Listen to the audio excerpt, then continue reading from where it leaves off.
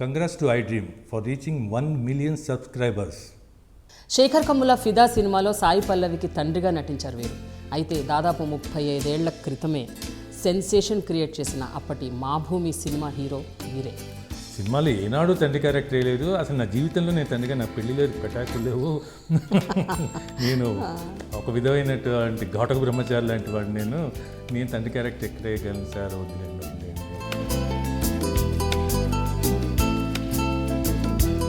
కాకపోతే మీరు నాకు మళ్ళీ ఆ తండ్రిలాగా మంచిగా గడ్డం పెట్టుకొని అలా కనిపిస్తారు అనుకున్నాను. మీరు ఇంత యంగ్గా కనిపిస్తారని నేను ఊహించలేదు. యాక్చువల్లీ ఏంటంటే సాయి పల్లవి, శరణ్య వీళ్ళిద్దరితో నాకు చాలా విపరీతమైన అటాచ్మెంట్ పెరిగింది. వాళ్ళు యాక్చువల్లీ ఇప్పుడు కూడా బయటకు వెళ్ళి నన్ను నాన్న నాన్న అని పిలుస్తారు. ఇప్పటికీ అలానే ఉంది. ఇలా మీ ఇంటర్వ్యూ ఉంది అంటే ఎట్లా ఏ డ్రెస్ వేసుకుంటున్నావు నాన్న అని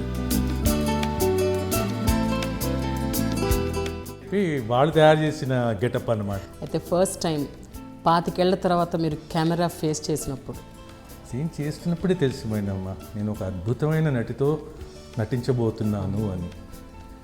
ఎందుకంటే తను చేస్తున్న విధానం అవన్నీ చూస్తుంటే నాకు మాయాబజార్లో సావిత్రే మళ్ళీ నా కూతురుగా వచ్చిందా అనిపించింది అనమాట. చాలా అంటే ఎందుకంటే ఎస్వి రంగారావు ఎప్పుడు చెప్పేవాడు అనమాట, నేను ఎవరి దగ్గర నటించడానికి నేను భయపడిన కానీ ఒక సావిత్రి దగ్గరే నటించడానికి భయపడతాను, చాలా జాగ్రత్తలు తీసుకుంటాను అని. అప్పుడు వదిలేసిన యాక్టింగ్ ఇప్పుడు చూడండి, ఆ ఇమోషనల్ సీన్స్లో మీరు ఏడవకుండా ప్రేక్షకులను నేర్పించారు. నాకు ఈ సినిమా నిజంగా ఒక అపూర్వమైన అంటే సృష్టి నాకు ఇచ్చినటువంటి అపూర్వమైన కానుక శేఖర్ కమ్ముల ద్వారా వచ్చింది అనుకుంటాను. సాయి పల్లవి నిజంగా ఇలాంటి పిల్లలు వీళ్ళు ఉండడం అన్నది అంటే నేను జీవితంలో పోగొట్టుకునేది ఏదో మళ్ళీ సృష్టి నాకు ఇచ్చింది, నువ్వు పోగొట్టుకున్నావు ఇది తీసుకో అన్నట్టు ఇచ్చిందని ఒక మహత్తరమైన గిఫ్ట్ అమ్మ నాకు ఈ సినిమా మటుకు. ఫిదా సినిమా 1 year ట్రావెల్ తర్వాత ఇప్పుడు సాయి పల్లవి మళ్ళీ కోయంబత్తూరు వెళ్ళిపోయింది. తన సినిమాలు, తన ఫ్యూచర్, తన గోల తను ఉంటుంది. అంటే she's not from Hyderabad, Telugu అమ్మాయే కాదు. ఐ యూ మిస్సింగ్ హర్ అండి? నిన్నగా మొన్న కూడా ఒక్కసారి 3:30 మెలకు వచ్చిందమ్మా. 3:30 మెలకు వచ్చి అసలు నిద్రపడతలేదు. ఎంత బెంగమ్మా ఆ పిల్ల మీద నాకు అర్థమే కావట్లేదు. నేనన్నా పొద్దున్నే తనకి మెసేజ్ పెట్టా. సార్ ఒక విషయం చెప్పండి, మీరు పెళ్లి చేసుకోలేదు. సో మీరు అన్నట్టు సినిమాలో యాక్ట్ చేయడానికి కూడా నాకు శేఖర్ గారు నాకు పెళ్ళి కాలేదు, పిల్లలే లేరు, నేను ఎలా ఈ పాత్ర పోషిస్తాను అని. నేను చేసుకోలేదని మిస్ అయిన బాధ ఏం లేదమ్మా. చేసుకుంటే నాకు ఇంత మంచి పిల్లలు ఉండేవాళ్ళు కాదో తెలియదు. వీళ్ళు ఉండబట్టి అట్లా లేదు. ఈ బంధం మటుకు నాకు కలకాలం మటుకు ఉండాలని ఉంది. జన్మజన్మలు వీళ్ళతో ఎట్లా ఉండాలని మటుకు ఉందమ్మా. నేను అప్పుడు సాయి పల్లవికి చెప్తా, తల్లి మనం జన్మజన్మలు ఉండాలిరా ఎట్లా అంటాను. అంటే ఎందుకు నన్ను నువ్వు వరి అవుతావు, నేను నీ కూతుర్నే నాన్న అంటుంది. మామూలుగా ఇప్పుడు వేరే షూటింగ్ల కోసం వేరే ఊరు వెళ్తేనే మీరు ఇలా తట్టుకోలేకపోతున్నారు. రేపు నిజంగా సాయి పల్లవికి పెళ్ళి అయిపోతే? నేను అన్నాను, తల్లి నీ పెళ్ళి అయిపోతే అంటే. శేఖర్ కమ్ముల గురించి మీరు చెప్పాల్సి వస్తే ఏం చెప్తారు? What is that association? వ్యక్తిగా చెప్పాలంటే మానవత్వం పరిమళించిన మనిషి మాట్లాడేది. ఎందుకంటే ఆనంద్ నుంచి ఇక్కడ దాకా సినిమాలో విలన్ ఉండడం అసలు. మీ నాన్నగారు కేవలం రచయిత మాత్రమే కాదు, ఆయన dialogue writer, screen writer, story writer, director, కొన్ని సినిమాలు కూడా చేశారు ఆయన. అయితే ఆయన రాసిన సినిమాలలో ఎప్పుడు మీరు నటించలేదండి? నాకు 6 years ఉన్నప్పుడు నాన్నగారు పోయారు. ప్యారలల్ సినిమాకి మీరు పెట్టింది పేరు. సో అసలు అన్నిటినీ అవన్నీ వదిలేసి డాక్యుమెంటరీస్ వైపు ఎందుకు వెళ్ళారు?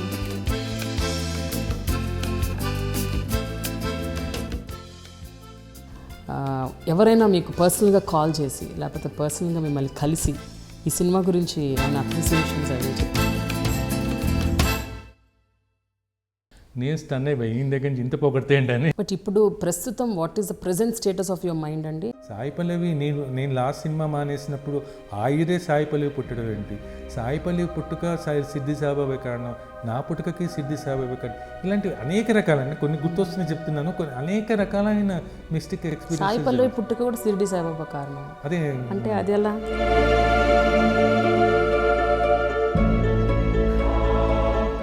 ఏంటి అసలు చాలా యాదృచ్ఛికం. నాకు అదే ఎట్లా కొట్టి పారేయాలనుకుంటుంది, ఎట్లా కొట్టి పారేస్తాం.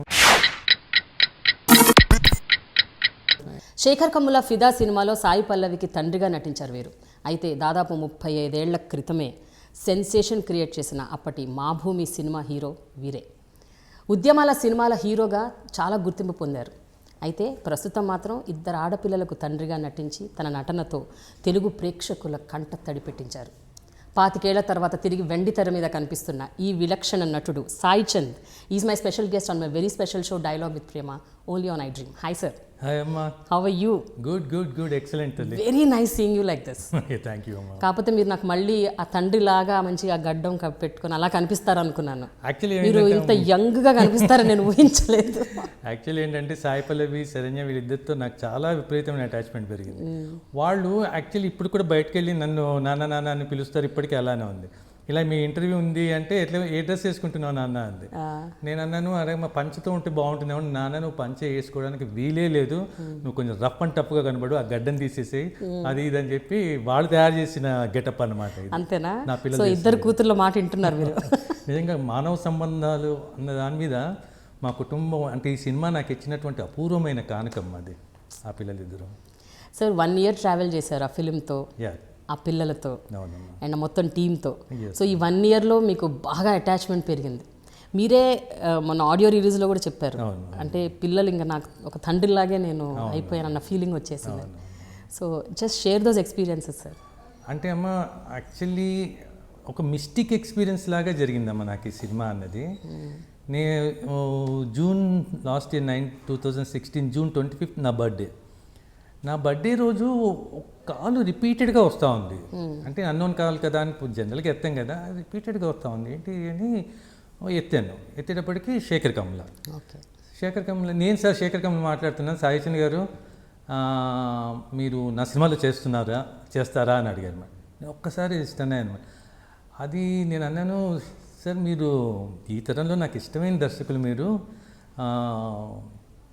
అడుగుతున్నారు, టెంప్టింగ్ ఉంది కానీ నేను మానేసి 20 సంవత్సరాలు అయిందండి, ఎగ్జాక్ట్గా 20 సంవత్సరాలు అయిందమ్మా.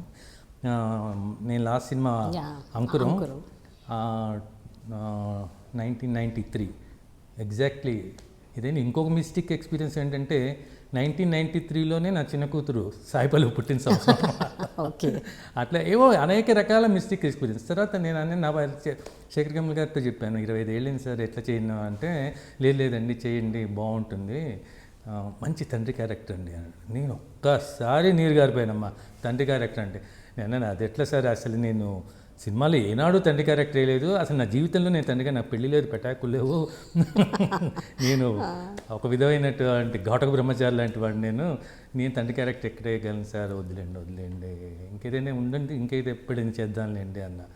అంటే కాదు అది చాలా మంచి క్యారెక్టరు, మీరు వేయాలి, నేను చాలా ఆలోచించి మీకు ఫోన్ చేశాను. ఇది ఒక పని చేస్తాను, మీ ఇంటికి వస్తాను, మీ ఇంటికి వచ్చి నేను మీకు కథ చెప్తానన్నాడు. నిజంగా ఆ సంస్కారం ఎంత గొప్ప సంస్కారం అమ్మా. తను ప్రముఖ దర్శకుడు, ఇప్పుడు తను నాకు వచ్చి కథ చెప్తానంటున్నాడు ఇంటికి వచ్చి.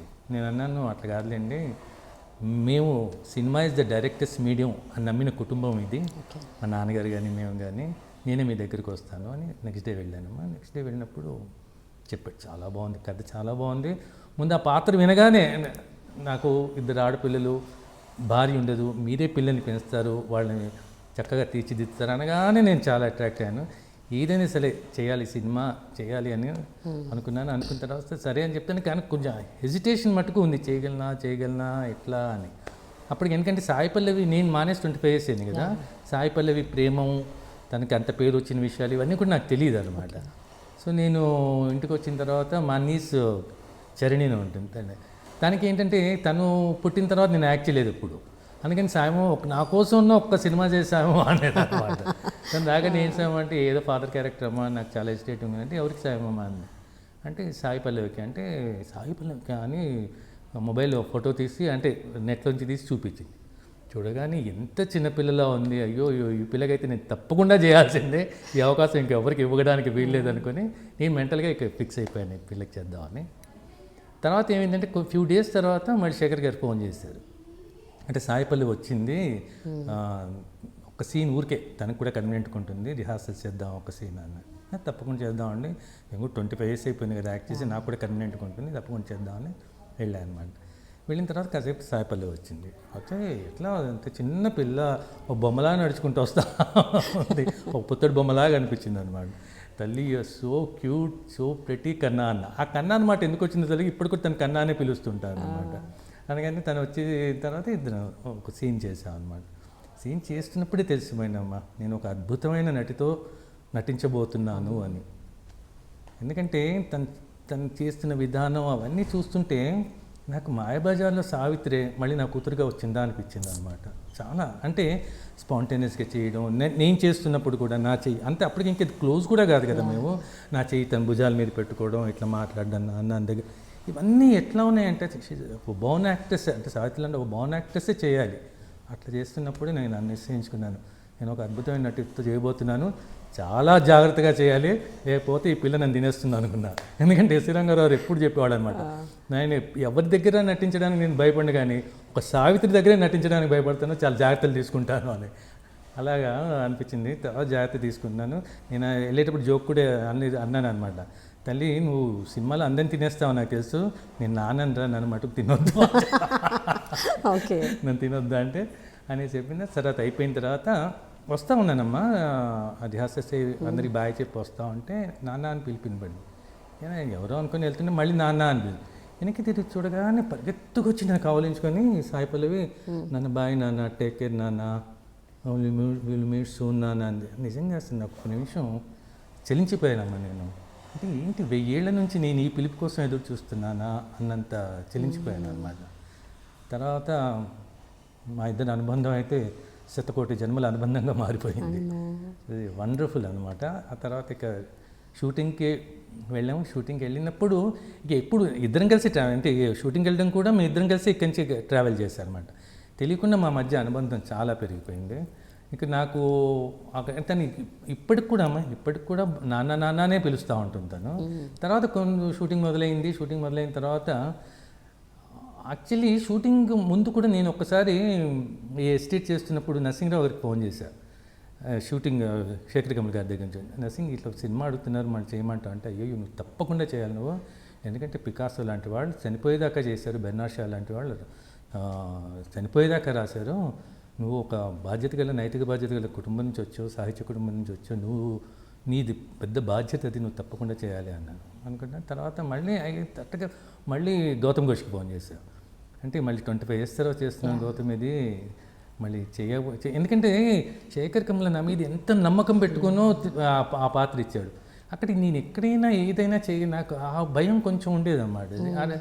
అంటే గౌతమ్ ఘోష్ అన్నాడు, నో అసలు ఆలోచన తీసేసి స్విమ్మింగ్ అండ్ సైక్లింగ్ లాగా యాక్టింగ్ కూడా, స్విమ్మింగ్ సైక్లింగ్ ఒక చూస్తే మర్చిపోము, అట్లనే యాక్టింగ్ కూడా డెఫినెట్ నువ్వు వరి అవ్వాల్సిన ఏం లేదు, మైండ్లోంచి తీసేసి నువ్వు వెళ్ళి యాక్ట్ చేయాలన్నాడు. సో వెళ్ళినా ఫస్ట్ సీన్స్ అవన్నీ కూడా నాకేమీ ఇబ్బంది కలగలేదు. అంటే షూటింగ్కి వెళ్తున్నప్పుడు మటుకు డెఫినెట్గా ఏదో మొదటి సినిమాకి వెళ్తున్నటువంటి ఫీలింగే వచ్చింది. అంటే ఈ లోపల శరణ్య కూడా వచ్చింది, నా పెద్ద కూతురికి వేసిన శరణ్య కొంచెం మొదట హెసిటేటింగ్గానే ఉండేది, కానీ మా ఇద్దరు అనుబంధం చూసేసి నెమ్మది తను కూడా షీ జాయిన్ విత్ అంటే ఒక కుటుంబంలాగా అయిపోయింది అనమాట. అయితే ఫస్ట్ టైం 25 ఏళ్ల తర్వాత మీరు కెమెరా ఫేస్ చేసినప్పుడు మళ్ళీ హౌ వాజ్ దట్ ఎక్స్పీరియన్స్ అండి? మొట్టమొదటిసారి అంటే మొట్టమొదటి సీన్ ఏంటి గుర్తుందా? మొట్టమొదటి సీను యాక్చువల్లీ సినిమాలో నా మొదటి సీనే అమ్మ. అంటే పెళ్లి చూపులకి వీళ్ళు వస్తారు కదా అమెరికా నుంచి, నేను వచ్చినప్పుడు పెళ్లి చూపుల సీన్ జరుగుతుంది. అంటే వరుణ్ తేజ్ బ్రదర్ అంటే శరణ్య నా పెద్ద కూతురు పెళ్లి సీన్, అదే నా సినిమాలో నాకు మొదటి సీను, నా షూటింగ్లో కూడా మొదటి సీన్. సో బిగ్ సీన్ అనమాట, అందరు ఆర్టిస్టులతో వాళ్ళు ఉన్నది. అందులో నాకు చాలా ఇష్టం ఏంటంటే ఏమో నా వెనకాల ఫోటోలు ఉంటాయి, ఒక ఫోటోలో కారల్ మార్క్స్ ఉంటాడు. ఓకే నాకు అదే అనుకున్నాను, అంటే ఒక పాత్రని చెప్పకుండానే ఒక ఆదర్శవాది అయిన పాత్ర అన్నది వెనకాల ఫోటో ద్వారానే శేఖర్ కమల ఎస్టాబ్లిష్ చేస్తాడు. పక్కన మళ్ళీ జీసస్ క్రైస్ట్ ఉంటాడు, అసలు కాంట్రాస్ట్ చూడమ్మా. అందుకని నేను అంటాను ఇతను వచ్చినతను ఆశ్చర్యంగా చూస్తుంటాడు, అంటే కాంట్రాస్ట్ ఏంటని. అంటే నేను అంటాను మాది ఇంటర్ కాస్ట్ మ్యారేజ్, అందుకే అన్ని పద్ధతులు ఇంట్లో నడుస్తుంటాయి అన్నాడు. అంటే క్యారెక్టర్ని ఒక డైలాగు ఒక అట్మాస్ఫియర్తోనే ఎస్టాబ్లిష్ చేసేస్తాడు. వండర్ఫుల్ అని అనమాట. అయితే కొన్ని ఇమోషనల్ సీన్స్ అండి, ఎస్పెషల్లీ ఆడియన్స్ని ఇట్లా కట్టుపడేశారు మీరు. అంటే ఒక తండ్రి ఇద్దరు ఆడపిల్లలు కన్న తండ్రి, అది కూడా తల్లి లేకుండా ఆ పిల్లని పెంచడం, ఆ పిల్ల పెళ్ళయ్యాక అప్పగింతల టైంలో ఆ పిల్ల వెళ్ళిపోవటం. సో ఇది అసలు వెరీ వెరీ ఇంట్రెన్సిక్, చాలా ఇంటెన్స్గా ఉన్న సీన్స్ కొన్నిటిని ఆ ఎమోషన్స్ని ఏడవకుండా, మీరు కళ్ళల్లోంచి నీళ్లు రాకుండా, మీరు ఏడవకుండా ఎదుటి వాళ్ళని ఏడిపించడం అన్నది 100% గౌతమ్ ఘోష్ గారు చెప్పినట్టు యాక్టింగ్ ఒకసారి చేస్తే అది ఎప్పటికైనా ఉండిపోతుంది. అది ఎవరు nobody can say you're not an actor. So I think ఆ స్కిల్స్ ఇప్పటికీ ఆ 25 years బ్యాక్ మీరు వదిలిపడేసిన యాక్టింగ్, వదిలిపడేసిన యాక్టింగ్ నేను అప్పుడు వదిలేస్తున్నప్పుడు కూడా నేను సినిమా కంప్లీట్గా మానేస్తానని కాదు, ఇంగ్లీష్లో అంటాం కదమ్మా సెబాటికల్ బ్రేక్ అని చెప్పి, అంటే కొంచెం విరామం తీసుకొని ఈ డాక్యుమెంటరీస్ ఇవన్నీ అంటే అప్పటికే కొంచెం కొన్ని డిఫరెంట్ ప్రోగ్రామ్స్ అవన్నీ చేసి మళ్ళీ వద్దామని, రావడం లేట్ అయింది. నేను కంప్లీట్గా వదిలేయలేదు అప్పుడు అనుకున్నప్పుడు అనమాట. బట్ స్టిల్ అప్పుడు వదిలేసిన యాక్టింగ్ ఇప్పుడు చూడండి, ఆ ఇమోషనల్ సీన్స్లో మీరు ఏడవకుండా ప్రేక్షకులను నేర్పించారు. అంటే అమ్మ నేను ముందు కథ చెప్పినప్పటి నుంచి నేను ప్రిపేర్ అవుతానే ఉన్నాను అనమాట. ఎందుకంటే నేను తండ్రిని కాదు, అది ఎక్కడా కనపడకూడదు, అందుకని నేను తండ్రి అవుతున్నానని ఫీలింగ్ అవ్వాల్సిందే అని చెప్పి ఈ పిల్లలతో అంత అటాచ్మెంట్ పెంచుకోవడం. నేను శరణ్యతో కూడా ఫస్ట్ తను హెసిటేట్గా ఉన్నప్పుడు కూడా అన్న, అమ్మ మనం కలిసి చాలా క్లోజ్గా ఉంటేనే సినిమా మీద పండుతుందమ్మా, అందుకని మనం ఈ సినిమా వరకైనా క్లోజ్గా ఉందాం అని చెప్పా. అందుకని అప్పుడు సాయిపల్లవి చాలా క్లోజ్. సాయిపల్లవి నేను చెప్పాను కదా బాన్ యాక్టర్స్ అని, తనకు తెలుసు అనమాట ఎలా ఉంటే ఎలా వస్తుంది తనకు అట్లా ఏ అట్మాస్ఫియర్లో మనం ఉండాలి, ఎవరితో ఎలా క్లోజ్గా ఉండాలి, ఎలా చేస్తే బాగుంటుంది అన్నీ తనకి తెలుసు. సరే నీకు కొత్త కదా, బట్ తను లోకల్ కూడా, అందుకని కొంచెం నాతో క్లోజ్ అవ్వడానికి కొంచెం హెసిటేట్ చేసేది అనమాట ఫ్యూ డేస్. నేను తనకి అలా చెప్పి ఆ క్లోజ్నెస్ అవన్నీ చేసుకున్నాను. నేను నెక్స్ట్ డే సీన్ వెళ్తున్నప్పుడు కూడా చిన్న సీన్ అయినా ఏదైనా నేను తప్పించేవాడిని, ఇది ఎలాగైనా రావాలి, బాగుండాలి ఎలాగైనా, ఎందుకంటే నేను ఆ తండ్రితనం అనేది ఎలాగైనా కనపడాలి అని చెప్పి నాకు ఎంత తప్పించేవాడిని అంటే ఒక్కోసారి ఆ సీన్ చేయబోయే సీన్ చేస్తుంటే నాకే ఏడుపు వచ్చేది అనమాట. ఎందుకంటే శేఖర్ తమ్ములు చెప్పారు, అంటే ఒక బర్స్ట్ అయ్యే సీన్ ఉంటుంది, అంటే తను కూతురు పెళ్ళైపోయిన తర్వాత బాగా బర్స్ట్ అవుతాడనమాట. అది ముందు చెప్పి అది నా మైండ్లో తిరుగుతూ ఉందన్నమాట. నేనే ప్రాక్టీస్ చేసుకునేవాడిని. నా కూతురు వెళ్ళిపోతూ ఉంది, నేను చిన్నప్పటి నుంచి పెంచిన కూతురు, అందరు తల్లి లేదు, నేనే వాళ్ళని పెంచాను, అది వెళ్ళిపోతూ ఉంది అని నాకు తెలియకుండా ఏడుపు అట్లా వస్తూ ఉండేది అనమాట. అట్లా నేను ఎంత ప్రిపేర్ అయ్యానంటే ఇక ఆ పిల్లలు నా పిల్లలే అన్నంత ప్రిపేర్ అయ్యి చేయడం మొదలుపెట్టాను అనమాట. అందుకని యాక్చువల్లీ జనరల్గా అమ్మ ఈ కాలంలో అంటే ఈ కాలంలో తండ్రిలా కాకుండా కొంచెం విలేజ్ కదమ్మా, విలేజ్లో తండ్రులు ఆడపిల్లలు అంత క్లోజ్గా ఉండరు, అంత అంటే జనరల్గా ఉంటారు, ఆడపిల్లని చూస్తారు చేస్తారు అట్లా. కానీ నేను ఎప్పుడూ ఆ పిల్లల్ని తల్లి లేని పిల్లలు అన్నది ఉన్నాను, తల్లి లేని పిల్లల్ని నేను పెంచానని ఒక తల్లిలాగా కూడా వాళ్ళతో ఉండాలని ఎప్పుడూ వాళ్ళ భుజం మీద చేస్తాను.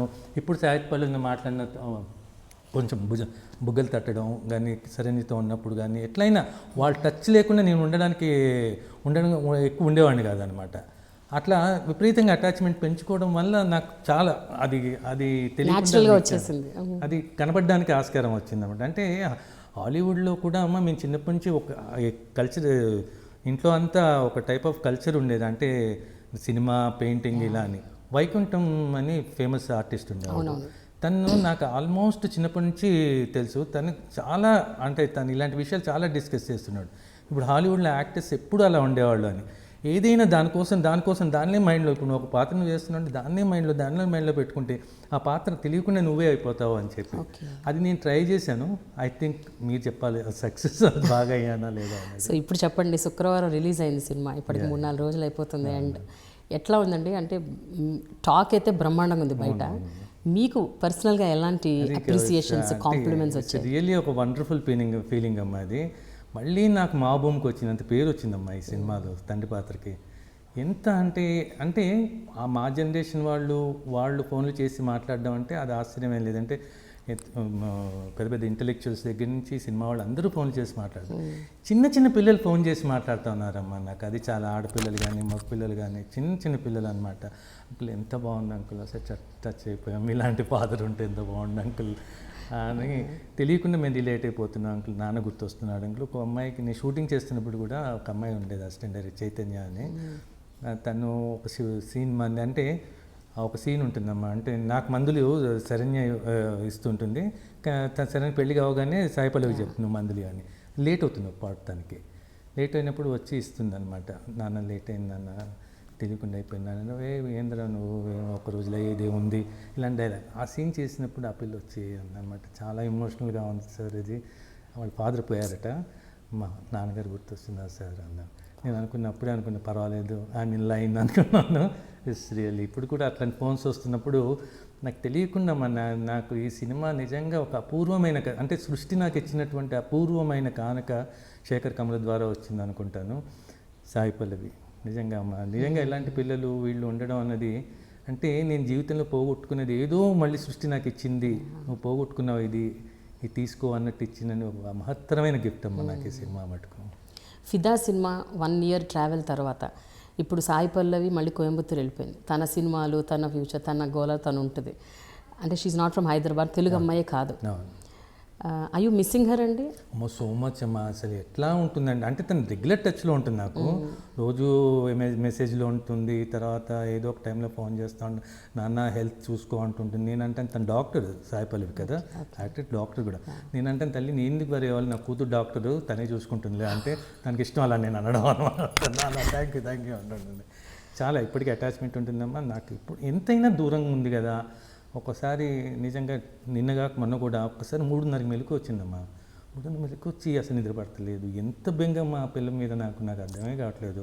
నేనన్నా పొద్దున్నే తనకి మెసేజ్ పెట్టా, తల్లి whole night I could not sleep, ఈ బెంగెట్ల తల్లి నువ్వే డాక్టర్ ఏదో చెప్పంటే తను నన్ను ఎక్కిరిస్తూ ఒక మెసేజ్ పంపిస్తుంది అనమాట. ఓకే, చాలా బెంగ అనమాట. ఎందుకంటే అంటే ఇంత లేట్ ఏజ్లో ఈ తండ్రితనం రావడం, ఈ తండ్రితనం అన్నది ఎంత మధురమైన అనుభూతో అంత బెంగ మళ్ళీ ఒక పక్కన అనమాట. That's also right. అది వెరీ స్వీట్ పెయిన్ అంటారు. స్వీట్ పెయిన్ అంటే యాక్చువల్లీ పడుకొని కూడా కాసేపు ఉండలేకపోతుంది, లేచి మళ్ళీ బయటికి రావాల్సి వస్తాం, తట్టుకోలేకపోతున్నాను అనమాట ఆ బెంగన అనమాట. అట్లా ఉంది అనమాట. సార్ ఒక విషయం చెప్పండి, మీరు పెళ్లి చేసుకోలేదు. సో మీరు అన్నట్టు సినిమాలో యాక్ట్ చేయడానికి కూడా నాకు శేఖర్ గారు నాకు పెళ్ళే కాలేదు, పిల్లలే లేరు, నేను ఎలా ఈ పాత్ర పోషిస్తానని అన్నారు. బట్ మీరు చాలా అవలీలగా పోషించడమే కాకుండా జనాలు మెప్పు పొందారు. అంటే అసలు తండ్రి అంటే ఇలా ఉండాలి, is exact replica of a father. ఒక 2 ఆడపిల్లల తండ్రి అంటే ఒక ఆడపిల్ల తండ్రి అంటే ఎలా ఉండాలి అన్నట్టు మీరు కరెక్ట్గా ఆ పాత్ర పోషించారు. So today do you repent for not మ్యారింగ్ and for not having kids? Repent అయ్యే అవకాశమే లేకుండా ఈ పిల్లలు వచ్చేసారు అమ్మా. ఎందుకంటే పిల్లలు వెళ్ళిపోయి నాతో మళ్ళీ సినిమా వరకే సంబంధం ఉండి తర్వాత వాళ్ళు వెళ్ళిపోయి మళ్ళీ బయటకు వెళ్ళిపోయిన తర్వాత నన్ను అంకుల్ అని పిలవడం, సాయి చంద్ గారు అని పిలవడం అంటే నాకు ఉండేది. పిల్లలు స్టిల్ అట్లాగే ఉంటున్నారు, అలాగే నాతో కాంటాక్ట్లో ఉంటున్నారు. నిన్న కూడా శరణ్య ఫోన్ చేసింది, నాన్న చాలా గుర్తొస్తున్నావు నాన్న అని ఫోన్ చేస్తుంది. తర్వాత మొన్నెప్పుడు ఒకసారి నేను అస్సాంలో షూటింగ్ ఒకసారి వరకు వెళ్తే అది అక్కడ కనెక్టివిటీ లేదనమాట. సో వీళ్ళతో కాంటాక్ట్లో ఉండడం కుదిరేది కాదు. తర్వాత నేను మళ్ళీ ఢిల్లీకి వచ్చి ఫ్లైట్ ఎక్కేటప్పటికి విపరీత మెసేజ్లు వచ్చినాయి, పెండింగ్ మెసేజ్లు. ఆ శరణ్య అంటుంది, నాన్న నాకు అసలు నువ్వు కల్లోకి వస్తున్నావు, రెస్పాండ్ కూడా కావట్లేదు ఏంటి అంటా ఉంది. సాయి పల్లవి అలానే మెసేజ్, వాట్ హ్యాపెన్ టు నాన్న, we're very afraid of you, what happen అంటాను అనమాట. ఆ అటాచ్మెంట్ ఎట్లా పెరిగిపోతుందంటే ఇప్పటికి కూడా వాళ్ళు అలాగే ఉంటున్నారు.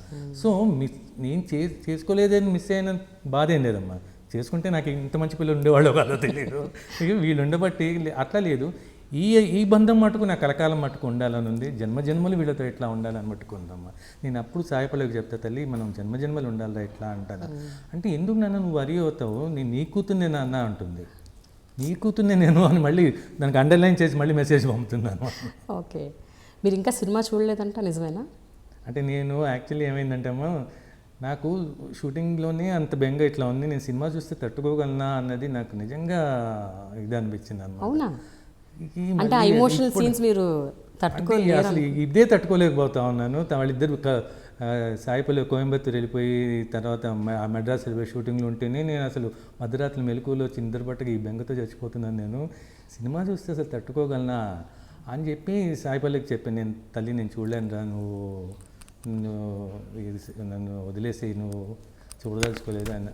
ఇంకెప్పుడు చూడను నేను ఈ సినిమా, చూస్తే నేను తట్టుకోలేను. నాన్న డోంట్ వరీ, నేను వస్తాను, మన ఇద్దరం కలిసి చూద్దాం అంటా. ఓకే, అంటే ఇదే బాధ భయంగా ఉందమ్మా నిజంగా సినిమా చూడడానికి, తట్టుకోగలన సినిమా చూస్తే అని అనమాట.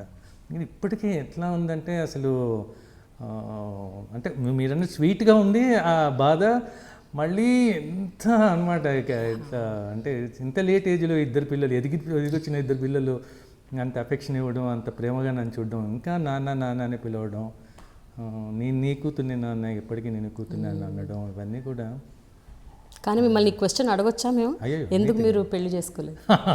అట్లా ఏం లేదమ్మా, ఎందుకు చిన్నప్పటి నుంచి అనిపించేది. యాక్చువల్లీ మాకు నారాయణగూడలో ఉండేవాళ్ళం, మాకు రామకృష్ణ మఠ్ దగ్గర ఉండేది.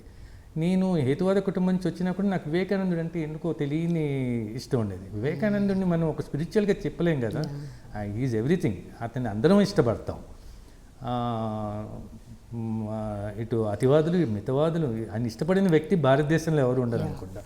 ఒక పక్క గాంధీ ఇష్టపడేవాడు, ఒక పక్క మార్క్సిస్టులు ఆయన ఇష్టపడేవాళ్ళు. అట్లా అది తెలియకుండా ఆయన మా రామకృష్ణ మఠ్తో ఆయన వెళ్ళడం, వివేకానంద లిటరేచరు, దాంతో నాకున్నట్టు అనుబంధం, ఇవన్నీ కూడా ఎందుకో తెలియకుండా వీటికి కొంచెం దూరంగా ఉంచింది ఏమో అనుకుంటాను నేను అనమాట. అంటే కాన్సన్ట్రేషన్ అటువైపు ఉండింది ఎక్కువ, ఫోకస్. అంటే పెళ్ళి అక్కర్లేదులే, పెళ్ళి ఈజ్ నాట్ ఫైనల్ అనుకునేవాడిని, కానీ పిల్లలు వచ్చిన తర్వాత తెలుస్తున్నాను తండ్రితనం అన్నది ఇంత అద్భుతమైంది. నేను ఇది లేకపోతే చాలా పోగొట్టుకునేవాడిని అని. అంటే సృష్టి మనకి ఇచ్చినటువంటి అద్భుతమైన కానుక పిల్లలు అనుకుంటానమ్మా. మామూలుగా ఇప్పుడు వేరే షూటింగ్ల కోసం వేరే ఊరు వెళ్తేనే మీరు ఇలా తట్టుకోలేకపోతున్నారు. రేపు నిజంగా సాయి పల్లవికి పెళ్ళి అయిపోతే? నేను అన్నాను, తల్లి నీ పెళ్ళి అయిపోతే అంటే నాన్న నువ్వు నా దగ్గరే ఉంటావు ఫ్యూచర్లో, నువ్వు వచ్చేసి అంటే నేను అన్నాను, నీ పిల్లల్ని నేను చూసుకుంటా తల్లి, నీ కోయంబత్తు నువ్వు వచ్చేసి నాన్న నువ్వు ఇక్కడ నా తర్వాత అని చెప్తా ఉంటున్నాను అనమాట. సో చాలా ఎఫెక్షన్ అమ్మా అమ్మాయి. అంటే సినిమా చూడండి, వ్యక్తుల్ని ఇట్లా ఇంత బాండింగ్ తీసుకొచ్చింది వ్యక్తుల మధ్య. భక్తపోతున్న సినిమా, కేవీ రెడ్డి గారి సినిమా చూసి ఒక ఆయన బాలయోగి అయిపోయాడంట. మీకు విన్నారమ్మా అది? బాలుడు. ఒక సినిమా ఎంత ఎఫెక్ట్ ఇచ్చింది అనేది మన భక్తపోతున్న సినిమా చూస్తాం. తర్వాత నా పర్సనల్ ఎక్స్పీరియన్స్, నేను ఎన్ని సినిమాలు చేశాను మహబూబ్ దగ్గర నుంచి అంకురం వరకు, ఎప్పుడూ పాత్ర చేసిన తర్వాత పాత్రతో డిటాచ్ అయిపోవడం అని ఉండేది. ఒక మహబూబ్తో అంటే ఇప్పటికీ నాకు ఉంటుంది, కానీ మిగిలిన పాత్రలు ఎప్పుడూ, ఇప్పుడు అంకురం లాంటి పాత్ర ఏది చేసినా కూడా, తర్వాత శివ చేసిన, కమర్షియల్ సినిమాలు చేసిన, శివాలో కూడా నాకు యాక్చువల్లీ అందరూ ఎల్డర్ సిస్టర్స్ అమ్మ, యంగర్ సిస్టర్స్ నాకు లేరు, చెల్లెలు. అమలతో నాకు అనుబంధం ఉండేదన్నమాట శివాలో. నేను అన్నా తన చెల్లెలు కదా, ఇద్దరం అలా ఉండేవాళ్ళం. అసలు ఇప్పుడు అమలు కూడా, ఇప్పుడు మీరు ఇక్కడ ఉన్నారు కదా, పైన మాకుండే దానిలో అమల వాళ్ళ అమ్మ ఉంటుంది, తను అలా తీసుకుంది అనమాట. అప్పుడు అందరం ఉండొచ్చులే అన్నట్టుగా అని చెప్పి తను తీసుకుంది. వాళ్ళ అమ్మ ఉంటుంది అనమాట. ఆవిడ కూడా, వాళ్ళ అమ్మ కూడా వాళ్ళ అమలకి నేను అన్నగేసానని కొడుకులాగా చూస్తూ ఉంటుంది అనమాట. అట్లా ఏదో ఒకటి ఉండేవి, కానీ ఇంత ఉండేది కదమ్మా, ఎక్కడో ఒక డిటాచ్ అవ్వగలిగేవాడిని. మరి ఇది మటుకు ఎట్లా హాంట్ చేస్తా ఉందంటే నన్ను మటుకు ఇక అంటే ఒక మంచిదేనేమో అది. సృష్టి నాకు ఇచ్చిన కానుక, సృష్టి నాకు ఇచ్చిన పనిష్మెంట్, ఓకే ఏదైనా అవ్వచ్చు. So what is it that మీకు శేఖర్ కమ్ములలో ఒక డైరెక్టర్ కావచ్చు, ఒక స్టోరీ రైటర్ కావచ్చు, ఒక డైలాగ్ రైటర్ కావచ్చు, ఆయన తీసే పద్ధతి అవ్వచ్చు, లేకపోతే ఆయన వ్యక్తిగతంగా అవ్వచ్చు, శేఖర్ కమ్ముల గురించి మీరు చెప్పాల్సి వస్తే ఏం చెప్తారు? What is that association? వ్యక్తిగా చెప్పాలంటే మానవత్వం పరిమళించిన మంచి మనిషి మా శేఖర్ కమ్ముల. ఆయన కుటుంబమే అంతా. ఎందుకంటే కుటుంబంలో అందరితోనూ నాకు అనుబంధం పెరిగింది, వాళ్ళ కుటుంబంతో అనమాట. వాళ్ళ తల్లిదండ్రులు కానీ, వాళ్ళ అక్కలు కానీ, వాళ్ళ అన్నయ్య కానీ, వాళ్ళ పిల్లలు, భార్య వందన, వాళ్ళ కూతురుతో కూడా నాకు చాలా అటాచ్మెంట్ అనమాట. మొన్న కూడా వస్తే నాతో సెల్ఫీ దిగి, తల్లి నా సెల్ఫీ పంపు, ఇప్పుడు నా కూతుర్లతోనే ఏదో ఒక రోజు నీది కూడా పెడతాను, దానిలో డీపీలో నీది కూడా పెడతాను, ఇప్పుడైతే నా కూతుర్లు ఉన్నారంటే. అట్లా తెలియకుండా చాలా అనుబంధం వాళ్ళతో నాకు, ఆ కుటుంబంతో. అంటే ఆ కుటుంబంలో నా మంచితనం అవేనా, శేఖర్లో వచ్చిన మంచితనం అవేనా సినిమాలో.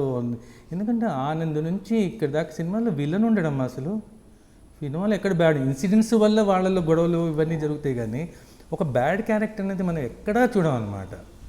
అది చాలా ఆశ్చర్యకరమైన విషయం. అది ఆ వ్యక్తిగతంగా ఆ కుటుంబం నేపథ్యంలో రావడమా, లేకపోతే అతనికి వచ్చినట్టు కానీ చూస్తే మటుకు ఈజ్ ఎ వండర్ఫుల్ పర్సన్. అంటే సినిమా అంటే ఒక మాట చెప్పాలమ్మా, ఈ బ్రీత్ సినిమా శేఖర్, ఈ డ్రింక్ సినిమా, ఈ ఈట్ సినిమా. అంత ప్రేమిస్తాడమ్మా సినిమా అతను. ఎవ్రీ మినిట్ అతను సినిమా గురించి నేను ఏదైనా వేరే టాపిక్ ఏమైనా మాట్లాడతాడా, వేరే ఇంట్రెస్ట్ ఏముందంటే అది మళ్ళీ సినిమాకే కనెక్ట్ అవుతుంది అనమాట. ఇప్పుడు నాన్నగారు, సాహిత్యం, అసముద్దింజ ఇలాంటివి కూడా పక్కన సాహిత్యం తెలిసిన చైతన్య రెసిడెన్స్ వాళ్ళు చెప్తుంటారు ఆయనకి. ఆ మైండ్లో ఉండే మీ ఫాదర్ ఏం సినిమా చేశారు, సినిమాకి వెళ్ళిపోతాడు ఆయన వాళ్ళు. మీ ఫాదర్ ఆ సినిమా చేసి, మీ ఫాదర్ జగ్గే కానీ ఇంట్రడ్యూస్. సాహిత్యం గురించి వస్తే కానీ, ఇంకా ఆర్ట్స్ గురించి కానీ, ఇంకొక స్పోర్ట్స్ గురించి కానీ దేని మీద ఉండదు. సినిమా ఉంటుంది. ప్లస్ ఆయన అండర్ కరెంట్ ఎట్లా ఉంటుందంటే అమ్మ, శేఖర్ గారి అండర్ కరెంట్ మోస్ట్ కమిటెడ్. అంటే ఆయనకి సోషల్ అవేర్నెస్ మీద చాలా ఉంటుందన్నమాట. ఎంత ఉంటుందన్నమాట, ఏదో విధంగా దాన్ని బయట పెట్టాలని. నేను నా క్యారెక్టర్ వెనకాల మార్క్స్ పెట్టడం అన్నది ఇంకోళ్ళు అయితే పెట్టరమ్మా. అది కార్ల్ మార్క్స్ని పెట్టడం అన్నది ఎందుకంటే అసలు తట్టను కూడా తట్టదు. ఒక తండ్రి, ఒక ఆదర్శవంతమైన తండ్రి పిల్లని పెంచాడు, భార్య లేదు, అతని పిల్లని పెంచాడు. అతని వెనక కార్ల్ మార్క్స్ అనుకుంటాడమ్మా. అతని అండర్ కరెంట్ ఎప్పుడు ఉంటుందన్నమాట ఆ కమిట్మెంట్. అది మనకి ఏదో సినిమాలో కనపడతా ఉంటుంది అది. అట్లా అనేక విషయాలు శేఖర్తో నేను ఇన్స్పైర్ అవుతూ ఉన్నాను.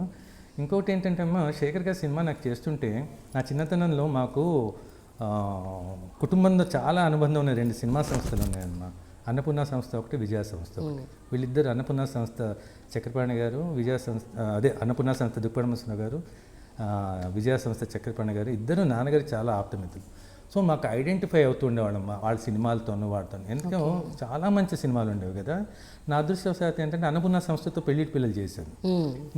నేను పెద్ద అయ్యేటప్పుడు సినిమాలకు వచ్చేప్పుడు చక్రపాణి గారు పోయారు, వాళ్ళు విజయవాడ సినిమాలు తీయడం మానేశారు. ఈ సినిమా చేస్తుంటే నాకు విజయ సినిమా సంస్థలో సినిమా చేస్తున్నంత మంచి ఫీలింగ్ అనమాట. అందరూ మంచి మనుషులు, అంటే శేఖర్ గారే కాకుండా శేఖర్ గారి యూనిట్, అసిస్టెంట్ డైరెక్టర్స్, కెమెరామెన్, ముఖ్యంగా కెమెరామెన్ విజయ్ కోఇన్సిడెన్స్ అయినా విజయ్ ఫాదర్ కూడా చాలా మంచి కెమెరామెన్ అన్నాడు, సి నాగేశ్వరరావు గారు. సి నాగేశ్వరరావు గారు మళ్ళీ మన మార్కెస్ బట్లే అసిస్టెంట్. ఓకే, అట్లా అన్నమాట. ఏదో తెలియకుండా అనమాట. చక్కగా విజయ సంస్థలో ఒక మంచి సినిమా చేస్తున్నంత ఫీలింగ్, ఒక మిస్సమ్మ చేస్తున్నాం, గుండమ్మ కథ చేస్తున్నాం అని అట్లా చాలా అద్భుతమైన. షూటింగ్ టైంలో ఏదన్నా ఒక మోస్ట్ మెమరబుల్ ఇన్సిడెంట్ ఏమైనా గుర్తుందా మీకు? అంటే ఆ షూటింగ్ టైంలో ఎప్పుడైతే మీరు బాన్సువాడలో మీరు షూట్ చేస్తున్న ఆ మొత్తం 1 year ప్రాసెస్లో ఏదైనా ఒక మూమెంట్, ఒక మెమరీ? అంటే నా కూతురుతోనే ఒకటి ఏంటంటే అమ్మ, నేను నిజామాబాద్లో షూటింగ్ చేసినప్పుడు జనరల్గా అక్కడే ఉండేవాళ్ళం. ఎక్కడ బాన్సువాడ ఫస్ట్ షెడ్యూల్ బాన్సువాడలో ఉండేవాళ్ళం. నేను ఏదో గెస్ట్ హౌస్లో ఉండేవాడు, సాయిపల్లి వేరే గెస్ట్ హౌస్లో ఉండేవాళ్ళు, ఇట్లా ఉండేవాళ్ళు. తర్వాత ఒక సెకండ్ షెడ్యూల్ మళ్ళీ ఒక చిన్న షెడ్యూల్ వేసుకుని వెళ్ళినప్పుడు అక్కడ గెస్ట్ హౌస్లో లేకపోతే నిజామాబాద్లో ఉన్నాం. నిజామాబాద్ నుంచి బాన్సువాడకు వచ్చేవాళ్ళం. ఒకరోజు నేను సాయిపల్లివి లిఫ్ట్లో దిగుతున్నాం అనమాట షూటింగ్కి వస్తూ. లిఫ్ట్లో దిగుతున్నప్పుడు మాతో 3rd person ఉన్నాడు. వాడికి సాయిపల్లివి తెలియదు, అంటే సాయిపల్లివి కొత్తగా తెలియదు. నన్ను గుర్తుపెట్టాడు, మీరు మాబూమ్ సాయిచంద్ కదా అన్నాడు. మాబూమ్ సాయిచంద్ కదా అంటే అవును అన్నాను. ఈమె ఎవరు అన్నారు. నా బిడ్డ అన్నా. అదే పోలికలు ఉంటే సాయిపల్లి అంటే ఏమో తనకు అర్థమైంది. నాన్న నీ ముఖ్యమో షార్ప్, నా ముఖ్యమో షార్ప్ కాదు, మన ఇద్దరికి పోలికలు ఉన్నాయంట. ఇలాంటి ఇన్సిడెంట్స్ చాలా ఉన్నాయమ్మా. అంటే వండర్ఫుల్. అంటే అదేంటో తెలియకుండా చాలా ఈ సినిమా నన్ను సెంటిమెంట్ చేసింది. సాయిపల్లివి చేసినా, సినిమా చేసినా, శేఖర్ చేసారో తెలియట్లేదు అనమాట. మొత్తాన్ని మీరు అందులో వెళ్ళిపోయారు టోటల్గా. వెళ్ళిపోయాను. అది హ్యాంటింగ్ వదలటం లేదు, ఏం చేయాలి ఇది. నేను అన్నాను సాయిపల్లి వస్తే, తల్లి ఎట్లా డిటాచ్ అవ్వాలిరా నీతో? డిటాచ్ అవ్వడం ఏంటి నాన్న అంటుంది. డిటాచ్ అవ్వడం ఎందుకు నాన్న అంటున్నాను అనమాట. తల్లి ఎట్లరా నువ్వు షూటింగ్లోకి వెళ్ళిపోతావు, నాకేమో నిద్రపడతలేదు ఇక్కడ, ఏం చేయాలి అంటూ ఉంటాను అనమాట. మీరు ఎక్కడైనా ఏదైనా డైలాగ్ చెప్పేటప్పుడు, ఏదైనా సీన్ చేసేటప్పుడు, ఎస్పెషల్లీ ఇమోషనల్ సీన్స్ దగ్గర ఎప్పుడైనా మీరు ఇది నాకు రావట్లేదు, నేను చేయలేకపోతున్నాను, లేకపోతే ఇది ఇంకొక 10 సార్లు చేయాలి అంటే చాలా టేకులు తీసుకున్నాను, అలా ఏమన్నా అయ్యాయా? అట్లా కాకుండా అమ్మ, నాకు సీన్ ముందు తీసుకుని ప్రిపేర్ అయ్యే వచ్చేవాడిని అనమాట. అంటే శేఖర్ నాకు ఇచ్చినటువంటి ఇది కూడా, అంటే ఫ్రీడమ్ కూడా ఇచ్చాడమ్మా. అంటే తను జనరల్గా తన పద్ధతిలో తను చేసుకుంటూ వెళ్తుంటాడు కదా. జనరల్గా నేను చెప్పను. ఇప్పుడు బాపు గారు పెళ్ళిటి పిల్లలు చేస్తున్నప్పుడు కూడా చిన్న డైలాగ్ ఏదో ఇబ్బంది పెడతా ఉందన్నమాట. అంటే నన్ను డైలాగ్ చెప్పడానికి కాదు, ఇదేదో తప్పర్థం వస్తూ ఉందని రమణ గారికి వెళ్ళాను. సార్ ఇది ఇట్లా ఏదో వస్తూ ఉంది, తేడా వస్తూ ఉంది, ఇట్లా మార్చుకోవచ్చా అని. మార్చుకో బాబు ఏందని. కానీ ఒక్కసారి దుప్పటి మస్తున్నవారు కూడా చెప్పు అన్నారన్నమాట. దుప్పటి మస్తున్నవారికి వెళ్తే, అంకుల్ మరి ఇలా వస్తుంది, రమణ గారు చెప్పాను, మార్చుకోవచ్చు అన్నారు, పర్లేదా అన్న. ఆయన నా వైపు చూసుకుంటేగా, అంటే రమణ రాసిన డైలాగులు నువ్వు మారుస్తున్నావా? బాబు గారు కూడా నన్ను జోక్గా అనమాట, గోపిచంద్ గారు అబ్బాయి డైలాగులు మార్చేసుకుంటున్నావటగా అంటున్నాను అనమాట. అట్లా అంటే కొంచెం సెన్సిబుల్గా ఉంటే ఏ డైరెక్టర్ని ఒప్పుకుంటారు కదా. శేఖర్ గారు నాకు ఆ చనువు ఇచ్చారు, అది ఆ చనువుతో కొంచెం ఆ ఫ్రీడమ్ ఇచ్చారు. ఈ సినిమాలో వీలైనంత వరకు ఫస్ట్లో వాళ్ళ స్క్రిప్ట్లో లేని కొన్ని నేను యాడ్ చేసుకున్నాడు పిల్లలతో ఉన్నప్పుడు అనమాట. అంటే తల్లి అన్న వర్డు, బిడ్డ అన్నది తెలంగాణలో బిడ్డ ఎక్కువ వాడతారు, నేను ఎక్కువ ఈ సినిమాలో బిడ్డ వాడాను. తర్వాత అది అడుగుతున్నాను, నాన్న నేను లేట్గా వచ్చింది చేస్తాను, గిల్టీనెస్ అడుగుతుంది, నాన్న నేను బంగారం కదా అంటున్నాను.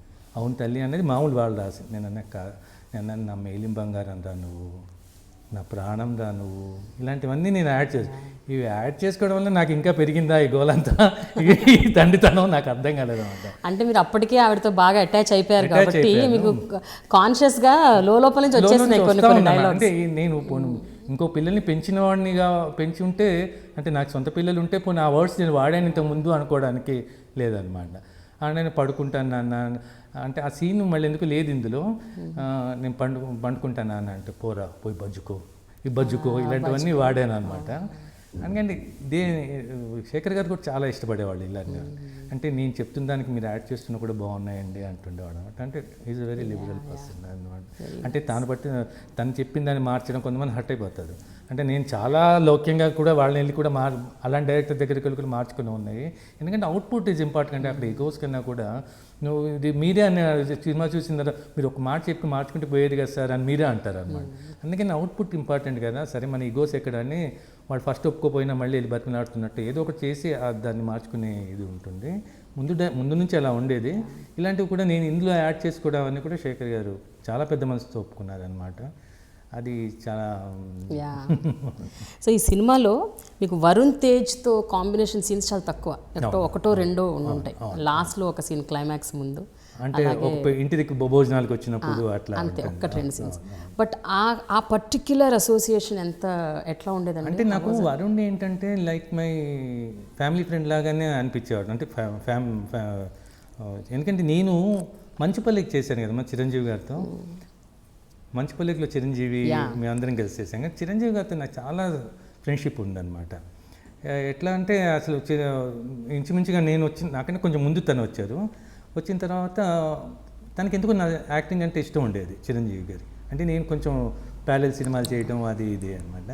దానివల్ల ఇష్టం ఉండేది. మంచుపల్లిలో కలిసి చేయడం అనేది ఈ సినిమాలాగే ఏంటంటే మంచుపల్లి కూడా ఒక పెద్ద బిగ్ షెడ్యూల్ అనమాట. సో హైదరాబాద్లో చేశారు. అందరం ఫ్రెండ్లీగా ఉండేవాళ్ళం అనమాట. చిరంజీవి అప్పటికే స్టార్. అంటే ఖైదీ రాలేదు కానీ అప్పటికే చట్టానికి కళ్ళు అని చేసి స్టార్ తను అనమాట. అయినా కూడా చాలా కలుపుగోలుతనం ఉండేది తనతో. చాలా అంటే ఎంకరేజింగ్గా ఉండేవాడు. నేను ఫస్ట్ ప్యారలల్ సినిమా చేసి కమర్షియల్ సినిమాలా మంచిపల్లి కమర్షియల్ సినిమా కాదు కానీ కొంచెం నా క్యారెక్టర్ కొంచెం అలా ఉంటుంది అనమాట. ఒక రిబెలియన్ క్యారెక్టర్ లాగా. అంటే ఫాదర్ మాట విండు, రిచ్ అలాంటివి అనమాట. చిన్న చిన్న సలహాలు ఇచ్చేవాడు. కొంచెం చిరంజీవి టెక్నికల్గా కూడా ఎక్స్పర్ట్ అనమాట. అంటే మేము యాక్ట్ చేస్తున్నప్పుడు అక్కడ లైట్ ఏదైనా కదిలింది అనుకో నాకు తెలిసేది కాదు, చిరంజీవి తెలిసిపోయేది అనమాట. ఆపేసి ఆ లైట్ కదులుతాను చూసి చెక్ చేసుకోను. ఈజ్ వెరీ ఎక్సలెంట్ అనమాట ఆ విషయంలో. ఆ కలుపుకోలుతను అదంటే నాకు చాలా అటాచ్మెంట్ ఉండేది. తర్వాత కూడా చిరంజీవి గారు నేను సినిమాలు మానేసినప్పుడు కూడా ఒకసారి అదే అన్నాడు, ఎందుకు మానేస్తావు నువ్వు సినిమాలు, నీలో ఇంత పొటెన్షియాలిటీ ఉంది, నువ్వు మానేయడం ఏంటి సినిమాలు అన్నాడు.